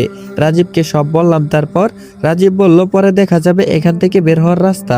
আগে চলুন আপনার বুক থেকে গুলি বের করি। আমি বললাম, না, আগে বের হতে হবে, গুলি পরে বের করব। রাজীব বলল, এত কথা বলছেন কেন? আমার সাথে চলেন আগে। আমাকে টেনে নিয়ে গেল তার রুমের ভিতর। তারপর সেইখানে বিছানায় আমাকে শুইয়ে দিল আর বলল, এবার দেখো আমি কিভাবে গুলি বের করি। হরি, ওই চুরিটা গরম করে নিয়ে আয়। তারপর হরি বলল, আচ্ছা। হরি চলে যাওয়ার পর একটা কাপড়ের টুকরা পানিতে ভিজিয়ে রাজীব আমার ক্ষত স্থান পরিষ্কার করে দিচ্ছে। রাজীব বলল, এখানে কি? এখানে তো 2টা গুলি লেগেছে। আমি বললাম, হ্যাঁ। রাজীব বলল, 5 দিন ধরে এই ব্যথা সহ্য করছো কেমনে? আমি বললাম, অভ্যাস হয়ে গেছে তাই। হরি তখনই চলে আসলো। হরি বলল, দাদা এই নাও। রাজীব ছুরিটা নিয়ে আমার গুলি বের করলো। আগে আমার মুখে একটা কাপড় গুজে দিল যাতে আমি চিৎকার না করি। রাজীব বলল, ব্যাস, কাজ হয়ে গেছে, এখন একটা কিছু দিয়ে দিলেই বেঁধে দিলেই হবে। আমি বললাম, তাড়াতাড়ি করেন। ব্যান্ডেজ করার পর আমি বললাম, আচ্ছা আপনি কি ডাক্তার? রাজীব বলল, না, আমি একজন গবেষক, বিভিন্ন স্থান আর তার মানুষ নিয়ে আমি গবেষণা করি। আমি বললাম, তা এখানে কিভাবে আসলে? রাজীব বলল, গবেষণার নেশায় ফেসে গিয়েছে এখানে। আমি বললাম, এবার বলো বের হব কিভাবে? তখন রাজীব বলল, চলো আমার সাথে, আজকে রাতে আমরা 3 জন এখান থেকে পালিয়ে যাব। আমি বললাম, পালিয়ে যাব না, আবার ফিরে আসার ব্যবস্থা করব। রাজীব, আমি, হরি আর 3 জন হাঁটতে লাগলাম। হাঁটতে হাঁটতে গেটের সামনে পৌঁছে গেলাম। আমি বললাম, এই রাস্তায় তো অনেকগুলো গার্ড আছে, এখান দিয়ে যাওয়া যাবে না? রাজীব বলল, আমরা এই রাস্তায় যাব না, আমরা তো ওই টার্নেল দেখছো, ওই টার্নেল দিয়ে বেরিয়ে যাব। কিন্তু সেখানে কিভাবে যাব? এখানে তো অনেক গার্ড আমাদেরকে দেখছে। আমি বললাম, হ্যারি, একটা বড় পাথর নে। হরি একটা পাথর নিয়ে বলল, এই নাও। তারপর আমি পাথরটা হাতে নিয়ে ডিল মারলাম বিদ্যুতিক খুঁটিতে। ট্রান্সমিটার পড়তেই সেখানে একটা আগুন জ্বলে ওঠে। সবার সেই দিকে নজর দিল আর আমরা টানেলের ভিতরে ঢুকে পড়লাম। হাঁটতে হাঁটতে একসময় বেরিয়ে আসলাম। রাজীব বলল, সামনে অনেকগুলো গার্ড আছে, এখান থেকে বের হতে পারলেই বনের ধারে নদীর পাড়ের রাস্তা আছে, ওই রাস্তা দিয়ে বের হওয়া যাবে। আমি বললাম, আচ্ছা, সাবধানে হাঁটতে থাকো। আমি আগে, হরি মাঝখানে আর রাজীব পিছনে। এক পা করে আমরা এগোচ্ছিলাম। হঠাৎ করে আমি পড়ে গেলাম। হয়তো সেখানে কোনো পুরাতন নলকূপ ছিল, ময়লার ওপর ভরা ছিল। সাথে সাথে অনেকগুলো গুলির শব্দ আসে আমার কানে। মনে হয় আমার পড়ে যাওয়ার কারণে গার্ডরা বুঝে ফেলেছে। কিন্তু কে জানতো এই গুলিতে জীবন হারাবে রাজীব আর হরি নামের 2টা নিরীহ প্রাণ। গুলি লাগার পর রাজীব আর হরি পড়ে যায় নলকূপে। পানিতে পড়ে যাওয়ার শব্দে অন্যদিকে সকল রাক্ষসে মাছের ঘুম ভেঙে যায়, আক্রমণ করে আমাদের ওপর। এটা দেখে রাজীব আমাকে একটা জোরে ধাক্কা দিল। আমি একটু দূরে সরে গেলাম। রাক্ষসে মাছগুলো ওদেরকে আক্রমণ করলো। রাজীব আর হরির ওপর মিনিটেই সবকিছু শেষ হয়ে গেল। তাদের মাংস বলতে কিছুই রইল না, শুধু হাড়গুলো ছাড়া। এখানে আমি বেশি সময় থাকলে তাহলে হবে না, আমাকে এখান থেকে বের হওয়ার রাস্তা বের করতে হবে। তাই আমি পানির গভীরে গেলাম। আমি পানির গভীরের দিকে যেতে লাগলাম। গভীরে যাওয়ার পর আমি দেখতে পেলাম সেখানে ডান দিকে একটা ছোট্ট গর্ত আছে, যার মাধ্যমে আমি যেতে পারবো। সেদিকে যেতে লাগলাম। অনেক দূরে চাঁদের আলো দেখতে পেলাম। যেদিকে চাঁদের আলো দেখা যাচ্ছে ওই দিকে যেতে লাগলাম। আমার হাতে এইদিকে সময় নাই, মাত্র 30 সেকেন্ড সময় বাকি আছে, না হলে ওইদিকে 4 মিনিট পূরণ হয়ে যাবে আর আমি ওপারের যাত্রী হয়ে যাব। 40 সেকেন্ডের মাথায় আমি শ্বাস নিতে পারলাম। কিছু মতে বেঁচে গেলাম। আমি নদীর পাড়ে গেলাম আর সেখানে একটা চিহ্ন দিলাম যাতে ফেরার পথে এই রাস্তায় আসতে পারি। নদীটা বনের পাশেই, মনে হয় এই রাস্তার কথাই রাজীব বলেছিল। কিন্তু অন্ধকারে কিভাবে যাব? না, আজকের রাতটা এইখানেই কাটিয়ে দিতে হবে। সকালে কিছু একটা করব, যেমন ভাবা তেমন কাজ। পরের দিন সকালে উঠে আমি হাঁটতে শুরু করলাম। এভাবে 3 দিন 3 রাত কেটে গেল। 3 দিন 3 রাত হাঁটার পর একদিন সকালে আমি পৌঁছালাম হাইওয়ে রোডে। সেখানে অনেকক্ষণ দাঁড়িয়ে থাকার পরও কোনো গাড়ি পাইনি। তখনই আমি পাশে একটা দোকানদারকে জিজ্ঞেস করলাম, এখানে গাড়ি আসছে না কেন? তারপর দোকানদার বলল, সামনের রাস্তায় একটা গাড়ি অ্যাক্সিডেন্ট হয়েছে। আমি দেখার জন্য সেই দিকে যেতে লাগলাম। সেখানে গিয়ে দেখি অনেকগুলো গাড়ি চুরমার হয়ে আছে। সেখানে আমি একটা ভালো গাড়ি দেখলাম আর চয়েস করলাম। এই গাড়ি নিয়ে এখান থেকে সামনে যাব। এইখানে মজার বিষয় হলো এই অ্যাক্সিডেন্টটা আর কেউ করায়নি, করিয়েছে রিহান আর রবি। অবশ্যই সেটা আমি বলেছিলাম। আবার বলি, আমি যখন নদী থেকে উঠে রাত কাটিয়ে পরের দিন সকালে ঘুম ভাঙে, তখন রিহান আর রবিরও জ্ঞান ফিরল। আমি ছিলাম বনের দক্ষিণে। আর তারা ছিল মাঝখানে। তাদের থেকে আমার মাত্র 1200 ফুটের দূরত্ব ছিল, কিন্তু গাছপালার কারণে দেখা হয়নি। তারা যখন রাস্তায় ওঠে তখন আমিও রাস্তায় উঠলাম। রবি আর রিহান যখন গাড়ি নিয়ে যাচ্ছিল তখন তারা কেন আমাকে দেখতে পেল না?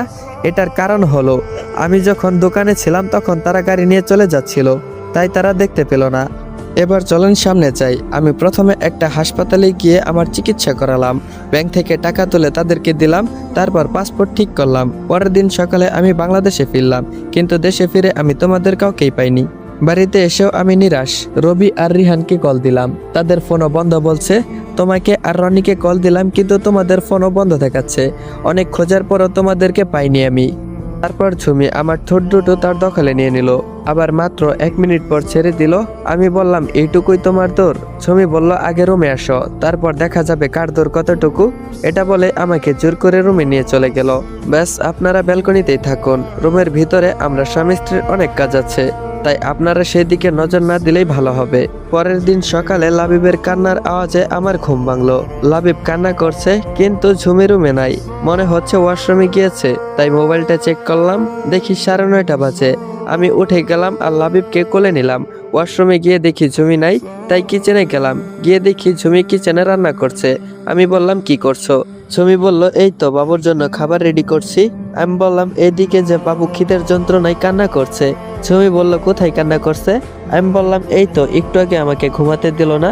ঝুমি বলল, আচ্ছা তুমি তাকে একটু সময় রাখো, আমি খাবার নিয়ে আসছি। তারপর লাবিবকে নিয়ে আমি ড্রয়িং রুমে চলে গেলাম। তার ছোট্ট ছোট্ট গালে আমি পাপ্পি দিচ্ছি, আর সে তার ছোট ছোট হাত দিয়ে আমার দাড়ির সাথে খেলা করছে।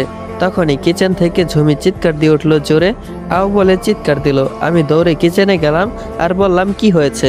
ঝুমি বলল, তেমন কিছুই না। আমি বললাম, তাহলে চিৎকার করলে কেন? ঝুমি বলল, পানির ট্যাপে হঠাৎ করে শক খেলাম। ঝুমির কথা শুনে আমার খুব হাসি পাচ্ছে। ট্যাপে কেউ আবার শক খায় বা খেয়েছে আগে কখনো আমি শুনি নাই। আমি বললাম, দেখি কোথায় শক খেলে তুমি? ঝুমি বলল, এই তো এটাই। আমি পানির ট্যাপে হাত দিয়ে দেখি সবকিছু ঠিক আছে, পানি চলছে। তাহলে ঝুমি কোথায় শক খেলো? ঝুমি বলল, পানি আসছিল না দেখে তাই আমি এটাই হাত দিয়েছি, সাথে সাথে শক খেলাম। আমি বললাম, আচ্ছা আমি এটা পরে দেখে নিব, আগে তুমি বাবুকে নাও। ঝুমি বলল, আচ্ছা দাও, আর তুমি ফ্রেশ হয়ে আসো, তারপর আবারও তোমার বাবুকে রাখতে হবে। আমি বললাম, আচ্ছা আপনার যা ইচ্ছা মহারানী। তারপর ঝুমি বলল, আর হ্যাঁ, রবি ভাইদেরকে ডেকে যেও। আমি ফ্রেশ হওয়ার আগে রবিদেরকে ডাকতে গেলাম। আমি বললাম, রবি, এই রবি। রবি বলল, হুম। আমি বললাম, দরজা খোল। রিহান বলল, 1 মিনিট। রিহান দরজা খুলে দিল। রিহান বলল, কি ব্যাপার, ডাকছিস কেন? আমি বললাম, রবি আর রনি কোথায়? রিহান বলল, রনি ওয়াশরুমে আর রবি ঘুমিয়ে আছে। আমি বললাম, রবিকে ডেকে উঠতে বল। রিহান বলল, তুই বল। আমি রুমের ভিতরে গিয়ে যখনই রবিকে ডাকতে গেলাম, কেউ একজন আমার মাথায় পিছনে খুব জোরে আঘাত করলো। পিছনে ঘুরতেই দেখতে পেলাম রড নিয়ে দাঁড়িয়ে আছে রিহান, তার অন্য পাশে দাঁড়িয়ে আছে রনি আর রবি। হয়তো আমার ভাগ্যটা পুরাই খারাপ, তাই সবসময় আমার আপন মানুষগুলোর হাতে আমি আঘাতপ্রাপ্ত হই। তখনই ঝুমি আসলো রুমে। আমি তাকে দেখে খুব ভয় পেয়ে গেলাম, কারণ তার হাতের অনেক অংশ কাটা আর সারা শরীরে রক্ত লেগে আছে। একটা বিষয় খেয়াল করলাম, ঝুমি, রবি আর রিহান রনির চোখ নীল হয়ে আছে, যা আগে কখনো দেখি নাই। আমি ঝুমির কাছে গেলাম। আমি বললাম, তুমি এখান থেকে দূরে কোথাও চলে যাও, লাবিবকে নিয়ে আমি এদেরকে দেখে নেব। এটা বলার আগে আমার মুখ থেকে রক্ত বেরিয়ে এলো। আমার বুকে চিনচিন করে ব্যথা করছে। ঝুমি আমার বুকে হাত দিয়ে ধাক্কা দিয়ে ফেলে দেয় আমাকে, আর আমার পেটে ঢুকিয়ে দেয় একটা ছুরি। আমি বললাম, এটা কি করলে তুমি? একটা ভিলেন মার্কা হাসি দিয়ে উঠল ঝুমি আর বলল, বড়ই শখ তোর, ইন্টারন্যাশনাল মাফিয়া হবি তাই না? রবি বলল, আরে তোর তো দেখি শালা কই মাছের চান, একবার নয় 3-3বার মরার পর তুই মরার ঘাট থেকে ফিরে এলি। রনি বলল, এবার মরার ঘাট থেকে নয়, সোজা উপরে যাবি। এটা বলেই 3 জনে একসাথে আমাকে মারতে লাগলো। এদিকে ঝুমি, সে নিজের হাত নিজেই কেটে ফেলছে আর নিজে নিজেই হাসতেছে। যতক্ষণ সম্ভব টিকা যায় ততক্ষণ টিকে ছিলাম তাদের সামনে। যখন আমার দেহটা মাটিতে লুটিয়ে পড়ে যায়, আপনারা হয়তো ভাবছেন এই গল্পের ভিলেন কোথায়। এবারও সে সামনে আসলো না, বারবার আড়াল থেকেই আঘাত করছে। হ্যাঁ, গল্পের ভিলেন এমন একজন অপ্রকাশিত ব্যক্তি যে সব সময় বিভিন্ন রূপে আমার সামনে এসেছে, এবারও আসবে, কিন্তু আমি তাকে চিনতে পারবো না। 2 দিন পর আমার জ্ঞান ফিরল। দেখি আমি শুয়ে আছি একটা হসপিটালের বেডে, সামনে দাঁড়িয়ে আছে কমিশনার স্যার আর আমার থানার ওসি রাফি। স্যার বলল, কেমন আছো? আমি বললাম, ঝুমি কোথায়? স্যার বলল, পাশের কেবিনে আছে। আমি বললাম, রবি, রিহান আর রনি কোথায়?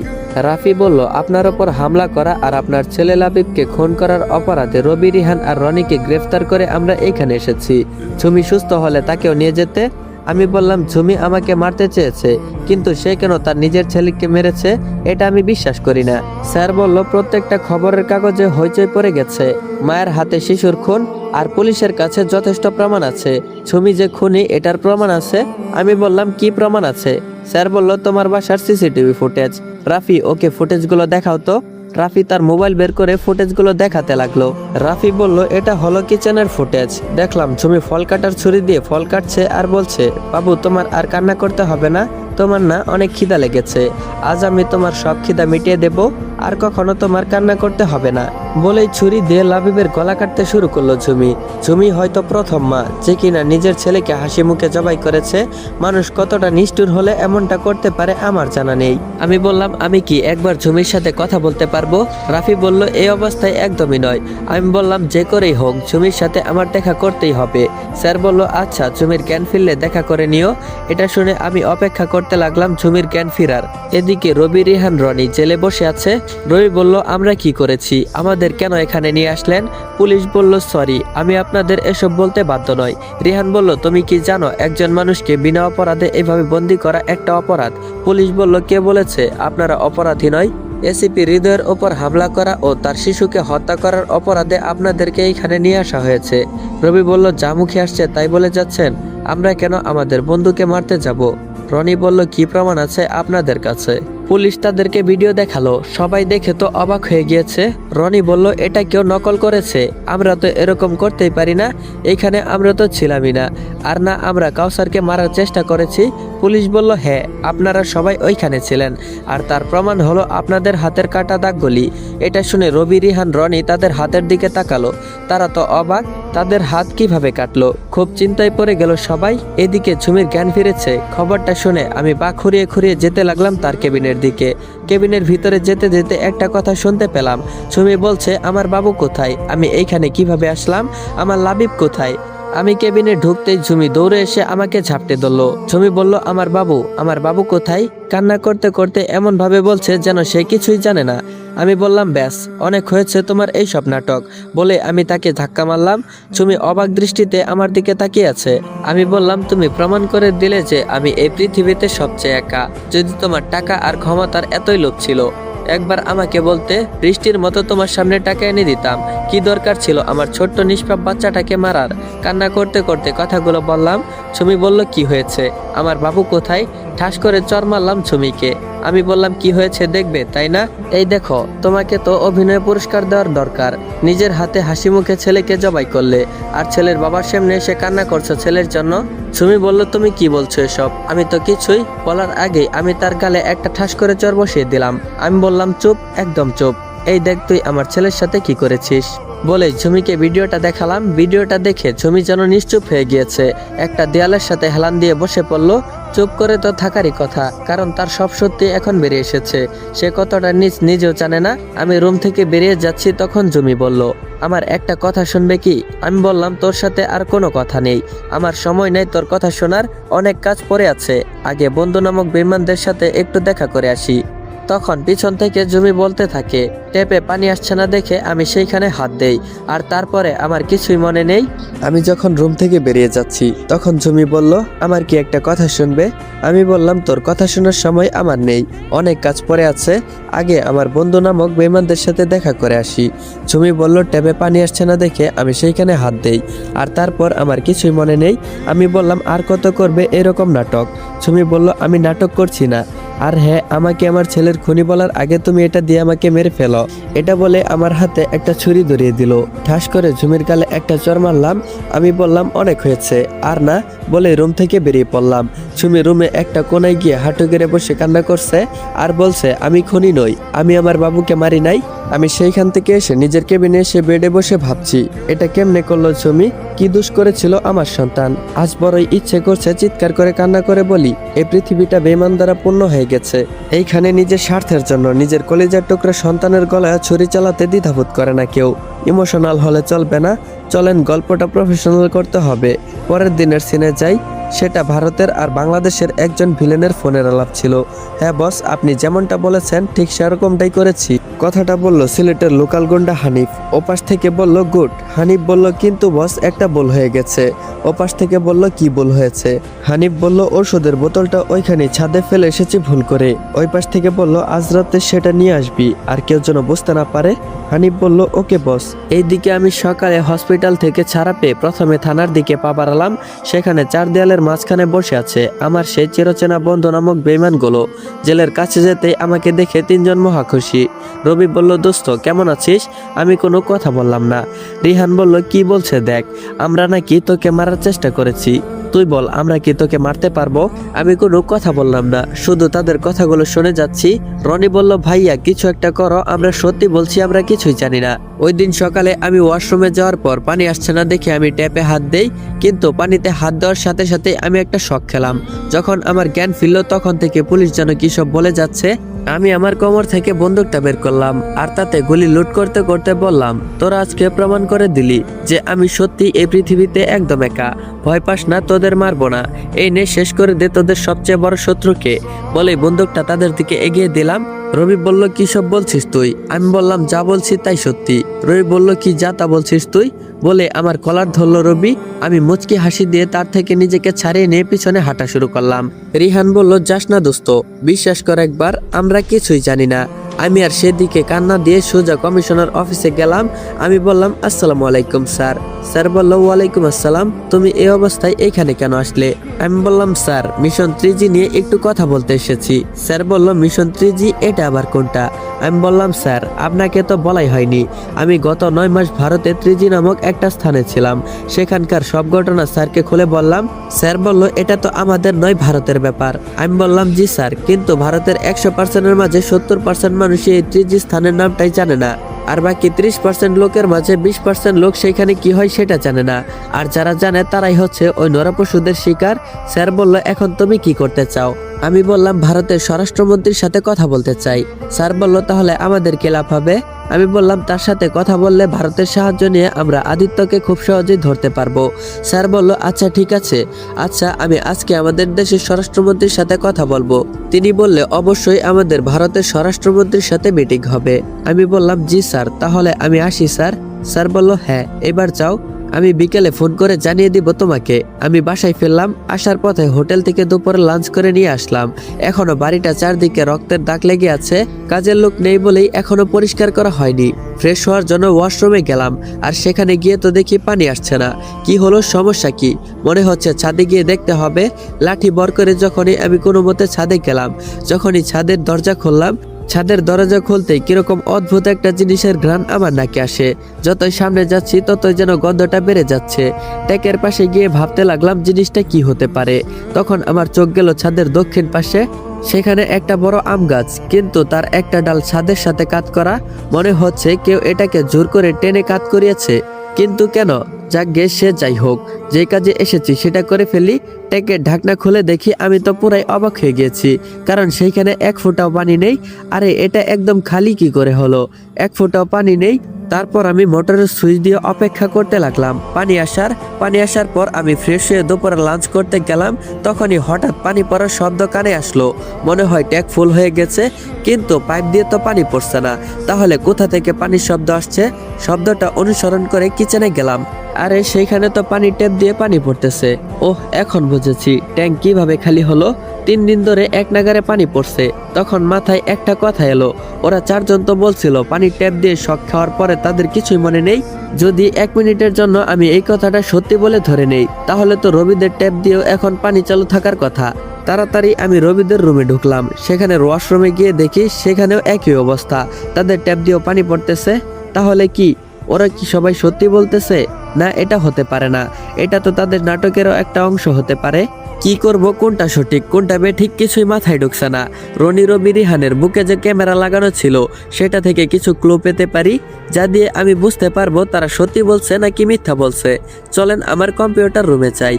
অপেক্ষা করুন, কিছুক্ষণের মধ্যে ভিলেনের আসল রূপ বেরিয়ে আসবে।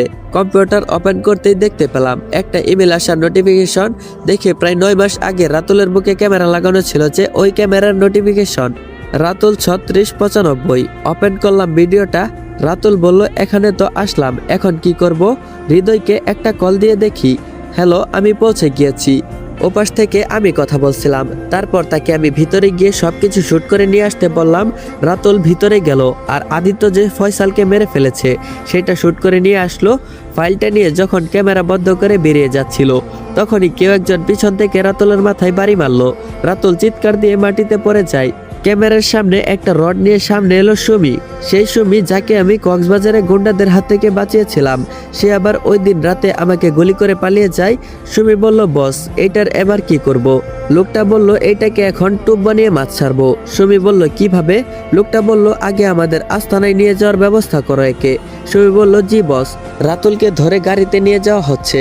সেখান থেকে কোথায় যেন নিয়ে যাচ্ছে, অন্ধকারের কারণে কিছুই দেখা যাচ্ছে না। এদিকে রাতুলকে একটা ঘরে রাখা হয়। প্রায় 4 থেকে 5 ঘন্টা পর রাতুলের জ্ঞান ফিরে আসে। অন্য রুমে যাওয়া হয়। রুমটা দেখে মনে হচ্ছে এটা একটা ল্যাব। মনে হয় একজন ডাক্তার। ওই লোকটা রাতুল আর সুমি আছে। তখন রাতুলের জ্ঞান ফিরল। রাতুল বলল, তোমরা কারা? আমাকে এইখানে নিয়ে এসেছো কেন? সুমি বলল, লুকোচুরি খেলার জন্য। রাতুল বলল, কি? লোকটা বলল, ফাইজলামি বন্ধ করো, এখন কাজের কথা বলো। সুমি বলল, আমরা তোকে একটা জিনিস দেখাতে চাই। রাতুল বলল, কি? সুমি পর্দা সরিয়ে দিল। রাতুলের সামনে দাঁড়িয়ে আছে তার কলিজার টুকরা সুমাইয়া আর ওই ছোট ছোট বাচ্চাগুলো। রাতুল বলল, তুমি এইখানে এলো কেন? লোকটা বলল, ও আসেনি, আমরা নিয়ে এসেছি তাকে। রাতুল বলল, কেন? ঠাস করে একটা গুলি করলো। মাটিতে পড়ে গেল সুমাইয়ার পাশে থাকা একটা নিষ্পাপ মাসুম বাচ্চার দেহ। রাতুল বলল, এই বাচ্চা কি করেছে? তাকে কেন মারলি? লোকটা বলল, কারণ আমি তোকে একটা কাজ করতে বলবো, তুই না করবি জানি, তাই এটা করলাম। এখন তুই যদি না করিস তাহলে এদেরকে একটা একটা করে জবাই করব। রাতুল ওঠার চেষ্টা করলো কিন্তু পারেনি। তার হাত পাশ খুব শক্ত করে বাঁধা চেয়ারের সাথে। লোকটা বলল, এখন বল কাজ করবি কিনা? রাতুল নিশ্চুপ। ঠাস করে আরেকটা শিশুর দেহ মাটিতে পড়ে যায়। সাথে সাথে রাতুল বলে ওঠে, কি কাজ? লোকটা কোনো কিছু না বলে আরেকটা গুলি করলো আর আরেকটা শিশুকে মাটিতে শুইয়ে দিল। রাতুল বলল, আমি রাজি, সব কাজ করব আমি, তবুও এদের ছেড়ে দে। লোকটা বলল, এবার তুই লাইনে এলি, শোন এদের বাঁচাতে হলে তোকে মরতে হবে। রাতুল বলল, তাহলে মেরে ফেল। লোকটা বলল, এখন না, সময় আসলে মারবো, এখন তুই আমাদের গেটআপ নে, তারপর আমি তোর গেটআপ নিব। রাতুল বলল, কিভাবে? লোকটা বলল, ওসব তোকে জানতে হবে না, ডাক্তার একে ঘুম পাড়িয়ে দাও। তখন ডাক্তার রাতুলকে একটা ঘুমের ইঞ্জেকশন দেয় আর রাতুল ঘুমিয়ে পড়ে। লোকটা বলল, সুমি